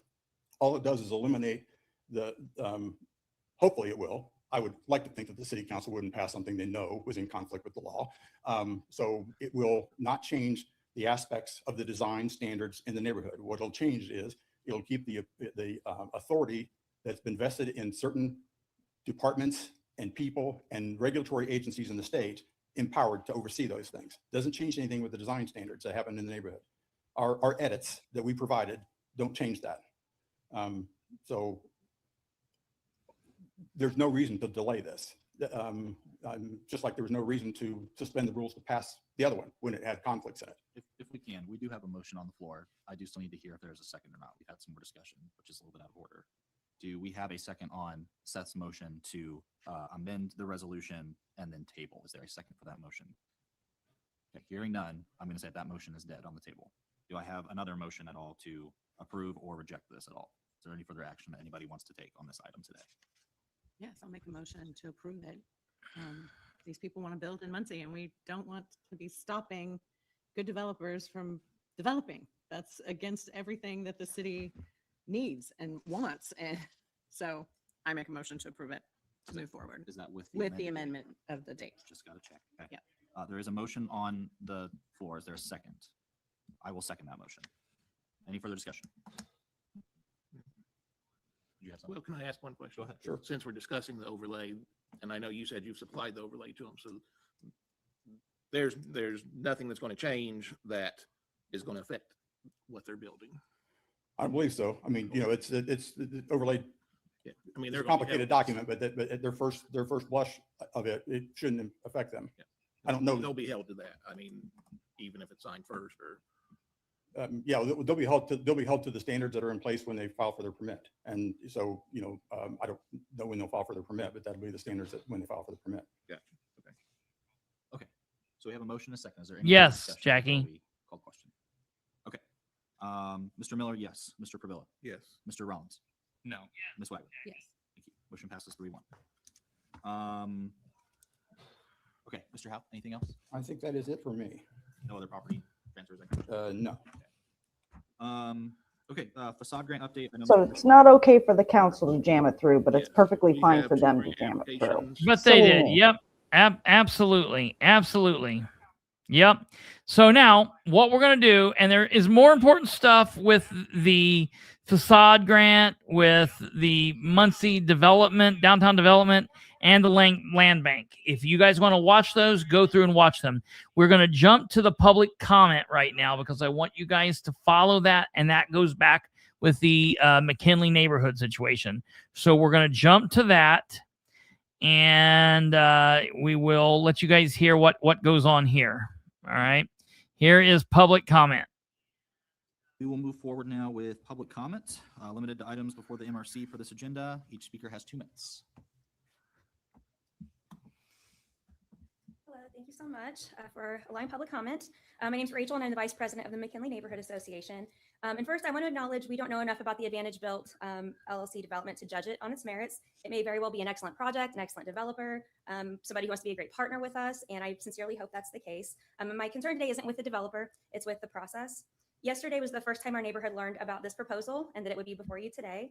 Meanwhile, the PMT, due to the mayor being out on leave, hasn't met since April. The result is another significant decision affecting our neighborhood reached you before our neighborhood had any meaningful opportunity to understand it or ask questions or engage in a conversation about it. As you know, over the past several months, McKinley's invested hundreds of volunteer hours creating a neighborhood overlay because this pattern has become very familiar to us. We've asked thoughtful questions for years. Our neighborhood has worked in good faith with the city, and too often our first opportunity to respond comes only after decisions have already been negotiated and brought forward to you for a vote. And so in our opinion, it's not collaboration, that's notification to our neighborhood. Our opinion is that strong neighborhoods are not built by informing residents after the fact. They're built by inviting them into the conversation while their input can still shape the outcome. Yes. The decisions made by commission will shape our neighborhoods for generations. And I ask that as you carry out that responsibility, that you remember transparency and collaboration are not obstacles to development. They're the foundations of good development. So thank you so much for letting me speak. Thank you.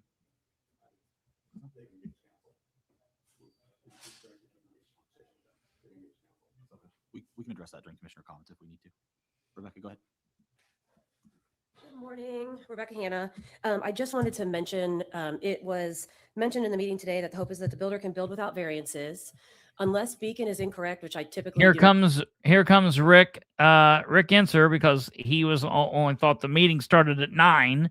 So we're now like 10 minutes till 9. Find that it is incorrect. Those lots are zoned R5, which do require a minimum lot width of 50 feet, and they are 40 feet. So they will require a variance unless something is wrong in the reporting. The R5, if you look at the zoning code, does require a minimum of 50-foot lots to build a single or a duplex. So just putting that out there so everybody is aware. Thank you. Thank you. Okay. Seeing no one else for public comment, we'll move forward with commissioner comments. Oh, I have something to say. Go ahead. You have 2 minutes. Rick Answer, newsman, author. I thought that this meeting was posted for 9 a.m. and obviously it's posted at 8. And I view that as another violation of open record or open meetings. And I hope you're going to provide information about what you did today, especially this GM purchase. Because the last time I think I've seen this live stream, it was edited and there wasn't any information about it. So again, I would tell you again, like I tell other governments, you've got to be open. Because if you're not open, the people will speak, and the people, it's their money, not yours. So thank you. Oh, and yeah, the other thing too. You're right. There was something about the money over here. People had questions about. See, okay, you see that? You see the dark suit and back walking in? See the dark suit and back walking in? That's their attorney. Their attorney walked in 2 minutes after Answer did. So I just want to point out again for the record that their attorney showed up at 9 o'clock for a 9 o'clock meeting. Their controller was not there at 8 o'clock and had to be called down once the meeting got started. and he was in the building. See, the attorney doesn't work in the building. He drives there. So it makes sense that that the controller, because the controller routinely, you can ask anybody at City Hall, he is at City Hall at 8 o'clock on the dime. So he was there working and had to be called down. And so you heard what Rick's saying here. Keep listening to what he's saying and listen to what he's told. Project, the point, or whatever you're calling it, the mixed-use building is still ongoing because it's been talked that it's not. So, thank you. Thank you. Okay, we're going to move to commissioner comments now. Do any of the commissioners have thoughts to share today? Yes, good. I just want to make a comment that this meeting was properly public noticed per the law and actually for a longer period of time than is required. Thank you. Mr. Howard, do you have anything? Okay. So I just wanted everybody to to hear that. That's very interesting that this meeting was publicly noticed properly by law. I will let you know that Producer Kate, after we went through this morning, Kate looked up. She stepped away. Kate looked up on the I have it here in my stand by 1 second. Damn it. Kate said that she looked in the Star Press public notices and published since July 16th, and she did not see anything about a rescheduled redevelopment commission. I also looked, and I've been looking every day on the city's website and the city's Facebook page, and I have not seen anything. So Kate said she's looked through the Star Press since July 16th. I've looked on the Facebook page.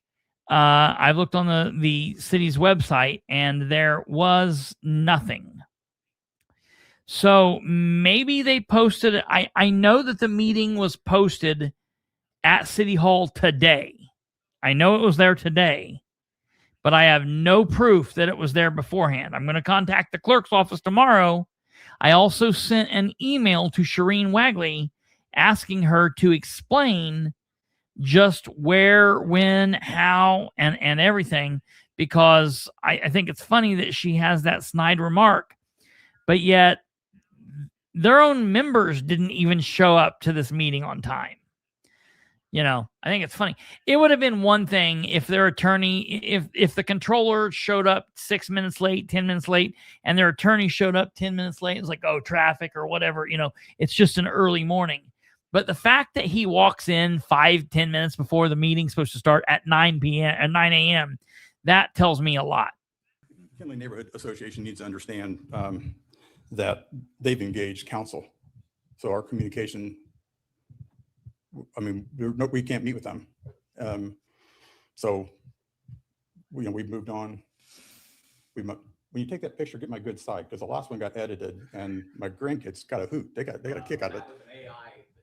All right, I want to talk about this for a second. I want to be very clear because this has been making the rounds, and I want to talk about this picture because I thought he was going to go off on Rick, and I was going. That was another section where I was going to lose my cool. So he's talking about this picture, okay? And this picture has been going around social media for the last couple of weeks. He looks like a madman, okay? And I'll be honest, he looks scary. He looks like a freak. And to me, it just kind of fits his overall vibe. He's not a very good or nice person. He might be wonderful to his family. I'm sure his grandkids love him. He's not my grandpa. I don't give a damn about him. He's a public servant, and he's a piss poor public servant at that. Okay, I like what Jackie said. He's a manipulator. He's an asshole. He's a piss poor face of the Ridenour administration when it comes to economic development. Now, I have put this picture online with other content, but I did not create it. Okay? I have used AI to make caricatures of political figures, but he's not like an elected figure, so I wouldn't go that far. Someone else has made this because I've seen other people post this. I actually took the screenshot from someone else. I did talk to Rick Yinser. Rick Yinser was the person who took this photo. And I think Rick sent me an actual photo of it. So, yes, I can tell it has been edited. This is not a real picture. And I have posted that on my post with it that, yes, this is an edited photo. No, I didn't edit it, and it wasn't my original photo. But it's out there, and it fits. So it is what it is, you know. I just want you to know for that. And so, you know, it is what it is. But I wanted to let you guys know because a couple people have dinged me for it. And I'm like, I didn't create it. I took a screenshot of a picture that already existed out in the world. Oh, well, my grandson thought I was turning into the Incredible Hulk. He thinks I'm a superhero now. So You can't do that. yeah, Knowledge. well, we'll see. Yeah. You are an Iron Man. Yeah, thanks. You are an Iron Man. Yeah. So, but anyway, so we have assured through our council, that we will do projects up. And Rebecca makes a good point. It's a neighborhood of 40-foot lots. So, I mean, what are you going to do, right? So I think so I also want to talk about what he's talking about here. He said they can't meet with them anymore because they have engaged counsel. And what I want to be very clear there, because what he means is he's not talking about they've engaged with city council. He means they've engaged with legal counsel. And so, you know, I think if I was the Ridenour administrator, I'm not talking about Jeff Howe. I don't give a damn about Jeff Howe. I think if I was the Ridenour administration, I would be asking myself some serious questions about why I am pissing off people that I've been working with for years. Some of these people are in positions that have contracts with the city. You guys know them. I'm hearing from you. I'm hearing people saying, wait a minute, he's pissing off Flatland Resources. Wait a minute. What's going to happen if Flatland Resources is mad at him about this? Are they not going to get this work anymore? What's happening? And I don't know. They're petty like that. I don't know. I hope that doesn't happen. Or maybe it needs to happen. I don't know. I just know that they should not be screwing over the people of the McKinley neighborhood. And we're going to talk about this again before the meeting. I'm going to talk to you about that right here at the end. The agenda for the Muncie City Council meeting is out for the 3rd. Okay. And it's interesting. So first off, we see a public hearing and resolution 826. That's the resolution where they're looking into the controller's office. It's on there for a public hearing. I don't know if they're counting that as their public hearing. The answers aren't due until tomorrow. But then I got to find out from the council what that resolution is. Then we see there's a public hearing, ordinance 926 on there about the fire department. Okay, I can't wait to talk. That'll be great. Then we go on here and we go down to approval of minutes, appointments to boards, committee reports, ordinances previously introduced. Ordinance 926. That's the ordinance of the city of Muncie approving matters related to leasing the fire station. And ordinance 1426. That's the deal with the Ridenour can't appoint people from his workforce to sit on the boards and committees. Who knows what's going to happen? We'll talk about those next week. New ordinance 1526. And I want you to take a look at 1526. And I tell you what, I've never been more pissed off about something in my life. And I got a hold of this. This was posted on Monday, and I got a hold of this on Tuesday, late Tuesday.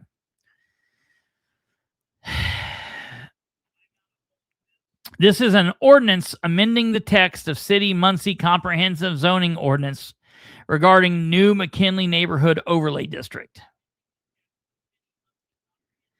And when you go through this, first and foremost, does anybody want to guess who sponsored it?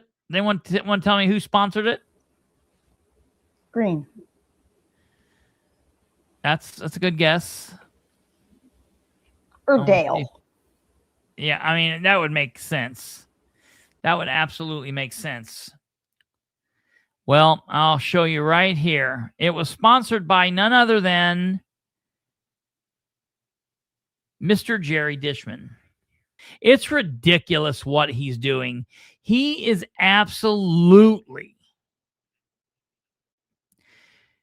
burning these people down. These are people in his district. So I'm going to make a phone call to Jerry tomorrow, and I'm going to ask Jerry what the deal is, why this is happening, because this is disgusting.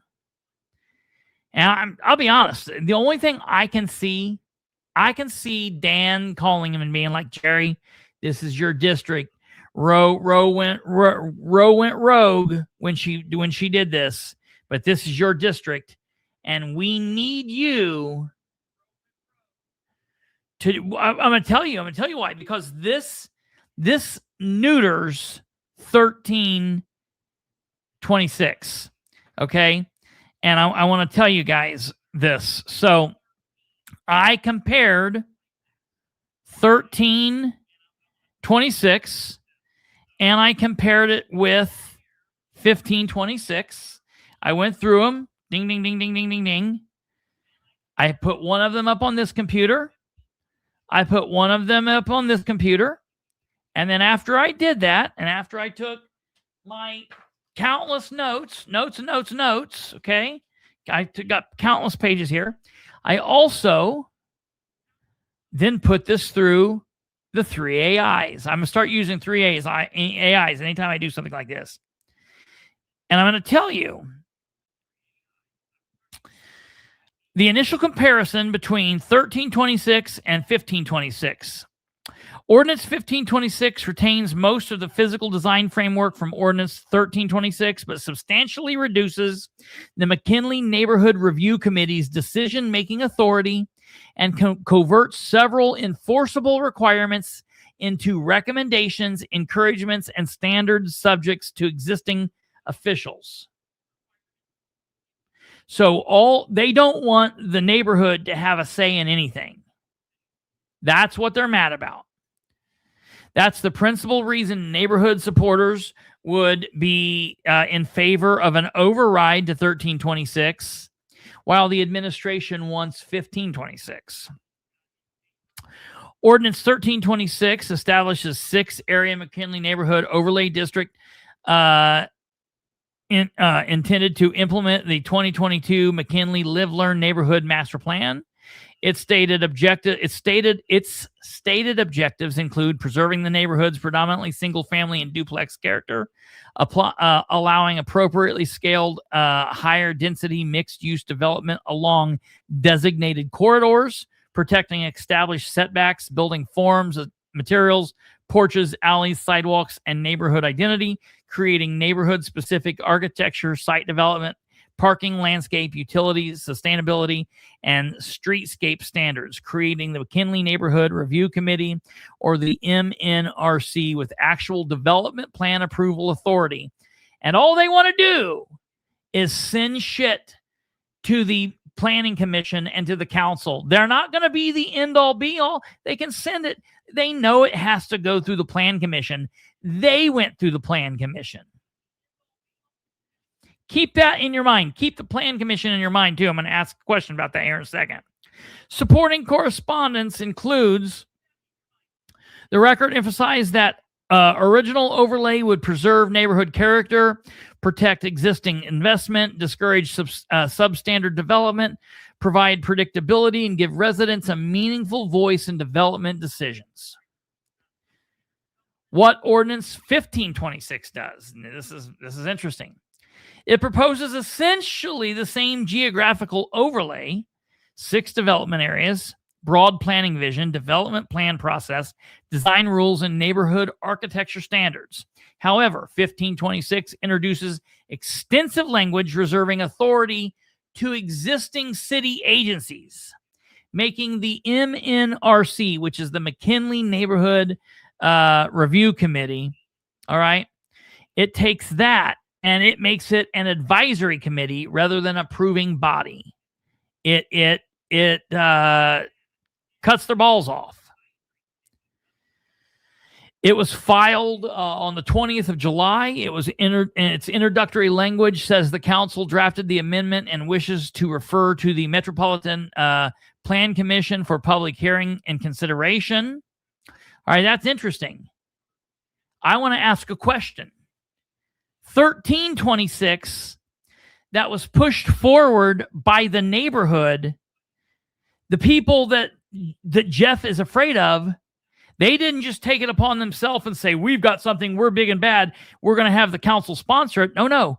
They went to the Plan Commission first, and they got an approval. But Howe, Ridenour, and Dishman did it backwards. They're making their ordinance. They want their ordinance to be introduced. And then after they've got the ball rolling, they want the Plan Commission to get in. I ask, this needs to be withdrawn, or this needs to be tabled, or something, and this needs to be kicked to the Planning Commission, and they need to go through that.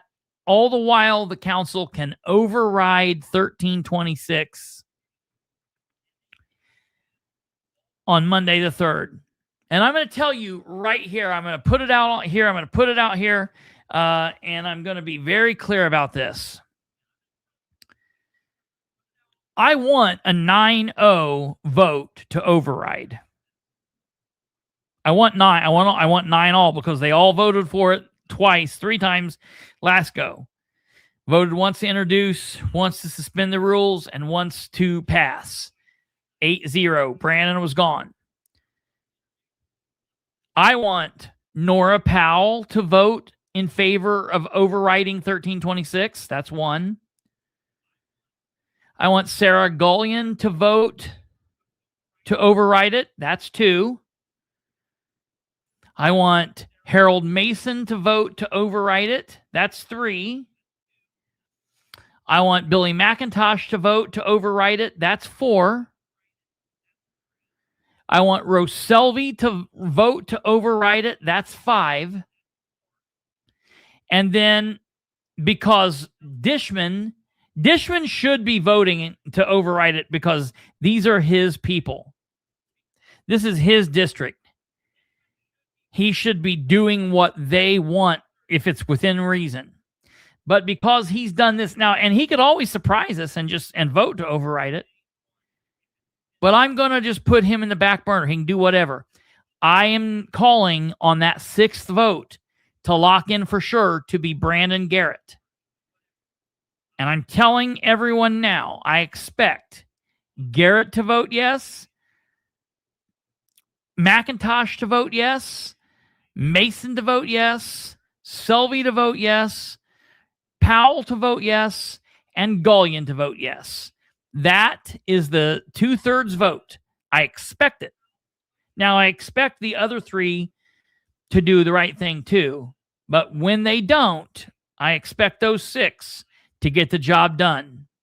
You can ask all the questions you want. You can be tough. You can say, I'm coming back with amendments. But you have to override this veto.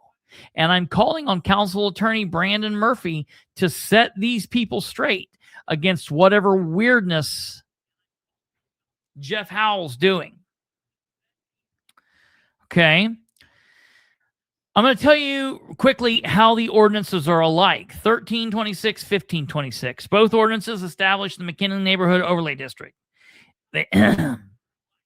They preserve the historic residential characteristics of the neighborhood, maintain a predominantly single-family duplex character residential core, but how they do that's different, okay? They divide the district into 6 mapped areas with different permitted uses and development standards. They retain the underlying zoning while supplementing or superseding it with overlay-specific standards. 1526 continues to state that development should reflect established scale, setbacks, building forms, materials, porches, lot patterns, and neighborhood characteristics. Same basic MNRC membership. Both establish a 7-member voting committee composed of 2 plan commission appointees, 1 city council appointee, 1 mayoral appointee, 1 redevelopment commission appointee, and 2 McKinley Live Learn Neighborhood Association appointees. The 2 neighborhood appointees include an owner-occupant homeowner and a commercial property owner, business owner, or developer in the neighborhood. Ordinance 1526 retains membership structure. Same development plan material. Both generally require development plans to include site plans, building elevations, floor plans, landscaping, signage and lighting, utility drainage information, information concerning sustainability features. Those requirements remain largely unchanged from 1326 to 1526. Most physical design standards remain. Consequently, 1526 is not a complete abandonment of the overlay. It's revised, but it neuters 1326. And that's what they're looking to do. That's their main goal. The main differences is the authority of the board. That's the most important difference. 1326, under 1326, the future projects must be reviewed and approved by the MNRC before development permits are obtained. I got no problem with that. We just heard how Roe talked about the city of Muncie being strong in neighborhood associations. Now, this is not an HOA, but there's nothing wrong with having a strong neighborhood association. This gives neighborhood representatives and a direct institutional role in determining whether a proposed project complies with the overlay. Under 1526, the MNRC merely reviews projects and issues a written recommendation. It does not issue permits, does not grant zoning approval, does not exercise authority held by another board, commission, or department or official, cannot make the final administrative decision, must send its recommendation to the governmental entity already that possesses the approval authority. And listen, 1326 does the same thing. 1326 does not make the neighborhood a plan commission. And keep in mind, every time we talk about this, and every time you're like, ooh, maybe that is an overreach, the plan commission approved unanimously, and their attorneys approved unanimously 1326. So if the plan commission didn't have a problem with this, Jeff Howe, the only reason Jeff Howe has a problem with it is because it doesn't help out his buddies. And if you want to know who those buddies are, it's the new, I can't, it's on the tip of my tongue. I can't say, I'll think of it and let you guys know. Starts with new. I'll get it here in a second. But then like the developers today, they wanted to jam that through, that EDA today, which is what they did. Okay. It's very crazy what's happening here. I just want everyone to know in my opinion, the best case for overriding the veto 1326. The 1326 went through the public hearing, received unanimous 8-0 favorable vote from the Plan Commission. Then it received 8 affirmative council votes with 1 member absent. The original overlay was a neighborhood-driven, supported by the neighborhood organizations, originally supported by Ridenour and Howe to begin with. They've never expressed why they had a problem with it 18 days later. They've never expressed why they haven't told the council members that. I have not heard yet from one council member that they expressed concerns. One of those council members needs to come forward and explain that, or I'm going to continue calling them out. Overriding the veto would preserve the council's unanimous express legislative judgment, and they need to be able to take back and say, look, we are also here. We are a force to be reckoned with as well. You're not just going to run over us because you now control Jerry Dishman. That's insane. I want you guys to hear some very last few points from this meeting, and we're going to wrap it up. Through their council, through our council, that we will do projects up, and Rebecca makes a good point. It's a neighborhood of 40-foot lots. So, I mean, what are you going to do, right? So I think we will, and if they have to be variances requested, they will request variances. But I will, caution the BZA, or say what they'll do, but if you don't grant variances for construction to take place for these developers, you can't turn around and approve it for somebody else. The BZA will do what the BZA does. I think that the conversations about the neighborhood and what can be built there, what can't be built there, and how things can't be built there, and what direction they're going to face, and all this other stuff. It's been real interesting. I've had, that's normally something that people like to control. I don't know why he's got a problem with that all of a sudden. couple of phone calls from people that live in the neighborhood. They will tell you they are not fully informed about the overlay. They don't understand it. They don't understand why it's going there. They don't know that it helps them. Let me tell you, I you know what I'd like him to do? Put your shit on the put your cards on the table. Show us your cards, because I'm going to tell you something. I have heard nothing but positive things from almost anybody I've ever talked to about the McKinley neighborhood, about their association, about the people in the neighborhood, the people that are wanting to beautify this. I'm not hearing anything negative. They might be able to go dig up some person, some hole in the wall somewhere out of the, the lots of people there. But I think these are just things that he's saying. I think he heard it from a friend who heard it from another. The McKinley neighborhood has been very open. Matter of fact,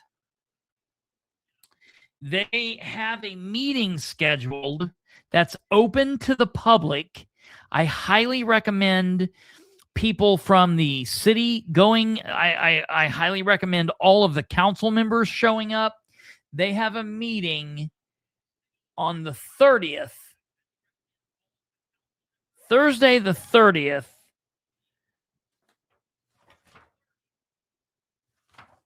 I don't know the exact date and time, but I will get it when we meet again. I will let you guys know.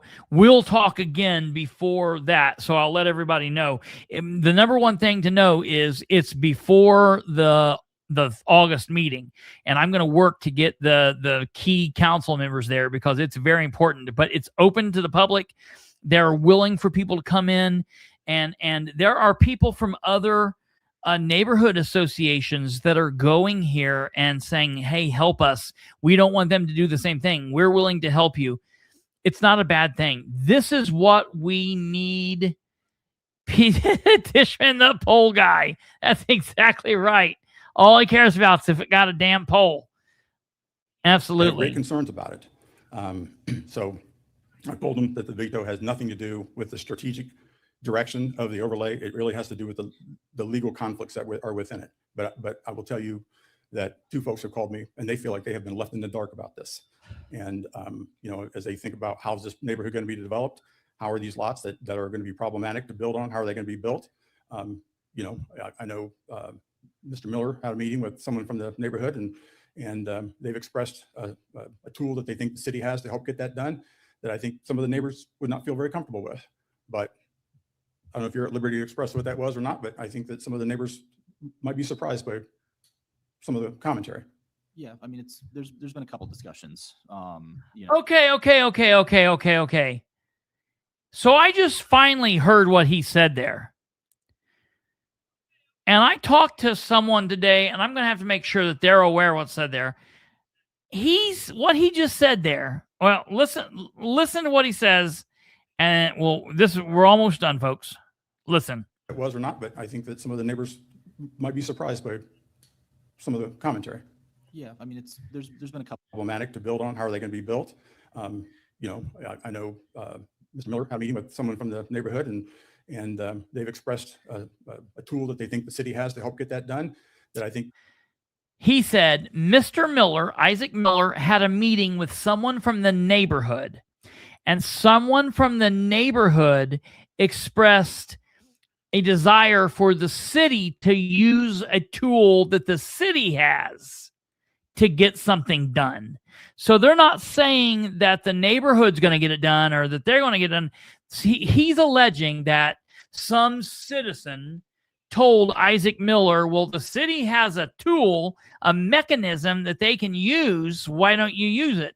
And then he sets up Isaac Miller and says, why don't you tell us about this? Listen. Some of the neighbors would not feel very comfortable with, but I don't know if you're at liberty to express what that was or not, but I think that some of the neighbors might be surprised by some of the commentary. Yeah, I mean, there's been a couple discussions, you know, and I give people benefit of the doubt because it's oftentimes assumed that we can do more than we can at times. That's just the nature of government. But when it comes to items, I mean, the word you're talking about is eminent domain, which is what's been suggested to me at times. And when it comes to matters of using eminent domain, I'm pretty uncomfortable doing that personally. So Isaac's even saying he's uncomfortable, but let me explain to you what just happened there if you didn't catch it, folks. Jeff Howe used Isaac and this bullshit interaction to threaten the neighborhood with eminent domain. That is cold-blooded.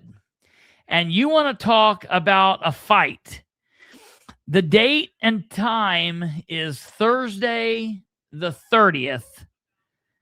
And it's at 6, but I don't know. It's at 7 Rock.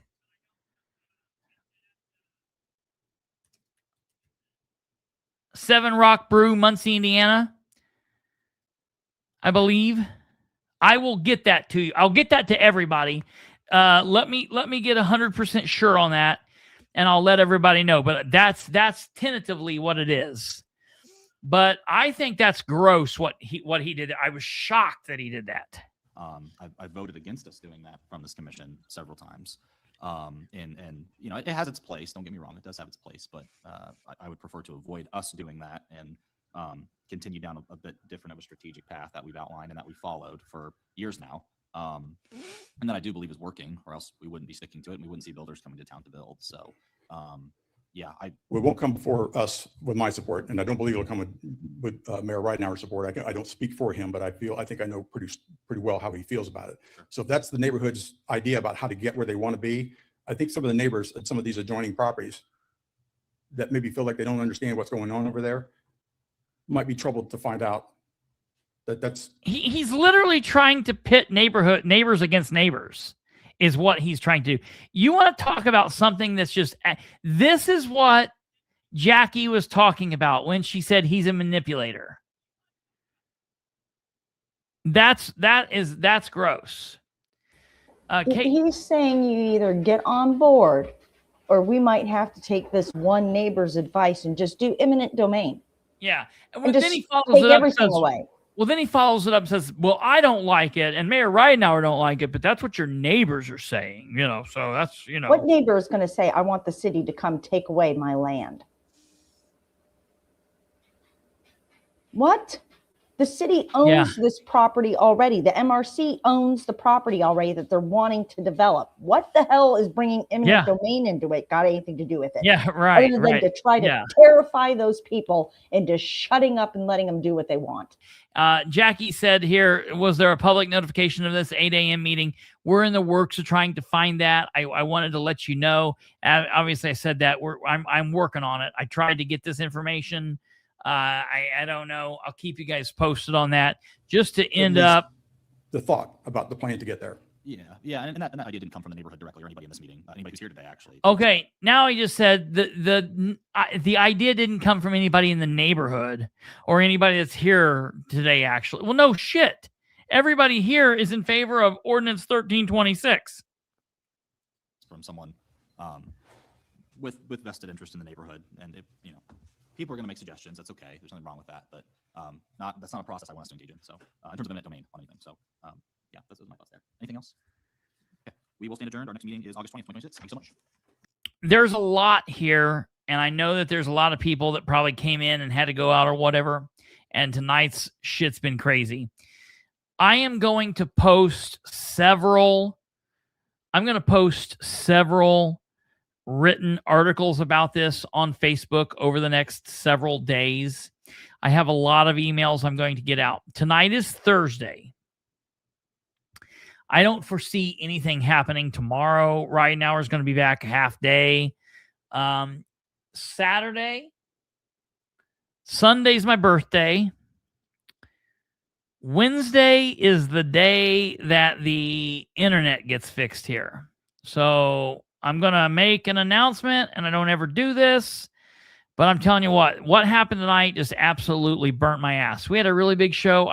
We had a lot of viewers in, and we had people watching this, but I hate when we have big content and shit screws up. So here's what I'm going to do. We don't have a show tomorrow. We don't have a show Saturday. I'm taking Sunday off for my birthday. Give Kate the night off too.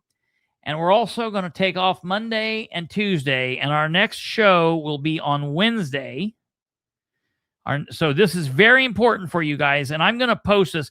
I will post a little blurb, a little short video letting people know this. And I'm going to make this all over social media. So we're not here tomorrow. We're not here Saturday. We're going to take off Sunday for my birthday. And we're going to take off Monday and Tuesday for my birthday. And then the shit will be fixed here on Wednesday. And our next show back will be Wednesday. And then Thursday, we will have Brandon on. And I'm going to blow up Brandon Ever. I'm going to go ahead and make those. I'm going to go ahead and make Wednesday night show and put it up. And I'm going to go ahead and make Thursday night show and put it up so people will see what's going on and let people know. So I'll get that going tomorrow or the next day. But I just can't do another night of fighting the bullshit. I cannot do it. That being said, you will be connected with us. I will pop on for a second or two on my birthday and maybe do a little quick video or something, but we won't do actual shows until Wednesday night. Our next night back is Wednesday, 27, 28, 20, the 29th. Wednesday, the 29th is our next show back. Wednesday, the 29th. So look on social media. If you will need me, get a hold of me. You can message me, do all that shit. You can follow us on the social medias. Here we are, everywhere. Thank you. Happy birthdays. Thank you. Thank you. I love Jackie's comment. Jackie's comment is perfect. Is this the type of government we want for Muncie, Delaware County, etc.? Hell no, it is not. It is absolutely not. And we need to be fighting it. We need to go to the meetings. We need to push back. We need to do this. And you got to fight. We got to fight. So that's it. Thank you guys for watching. We will see you guys Wednesday. And I'll see you on social media. You guys take care. God bless. Good night. And we'll see you when we see you. It's California type crap. Absolutely.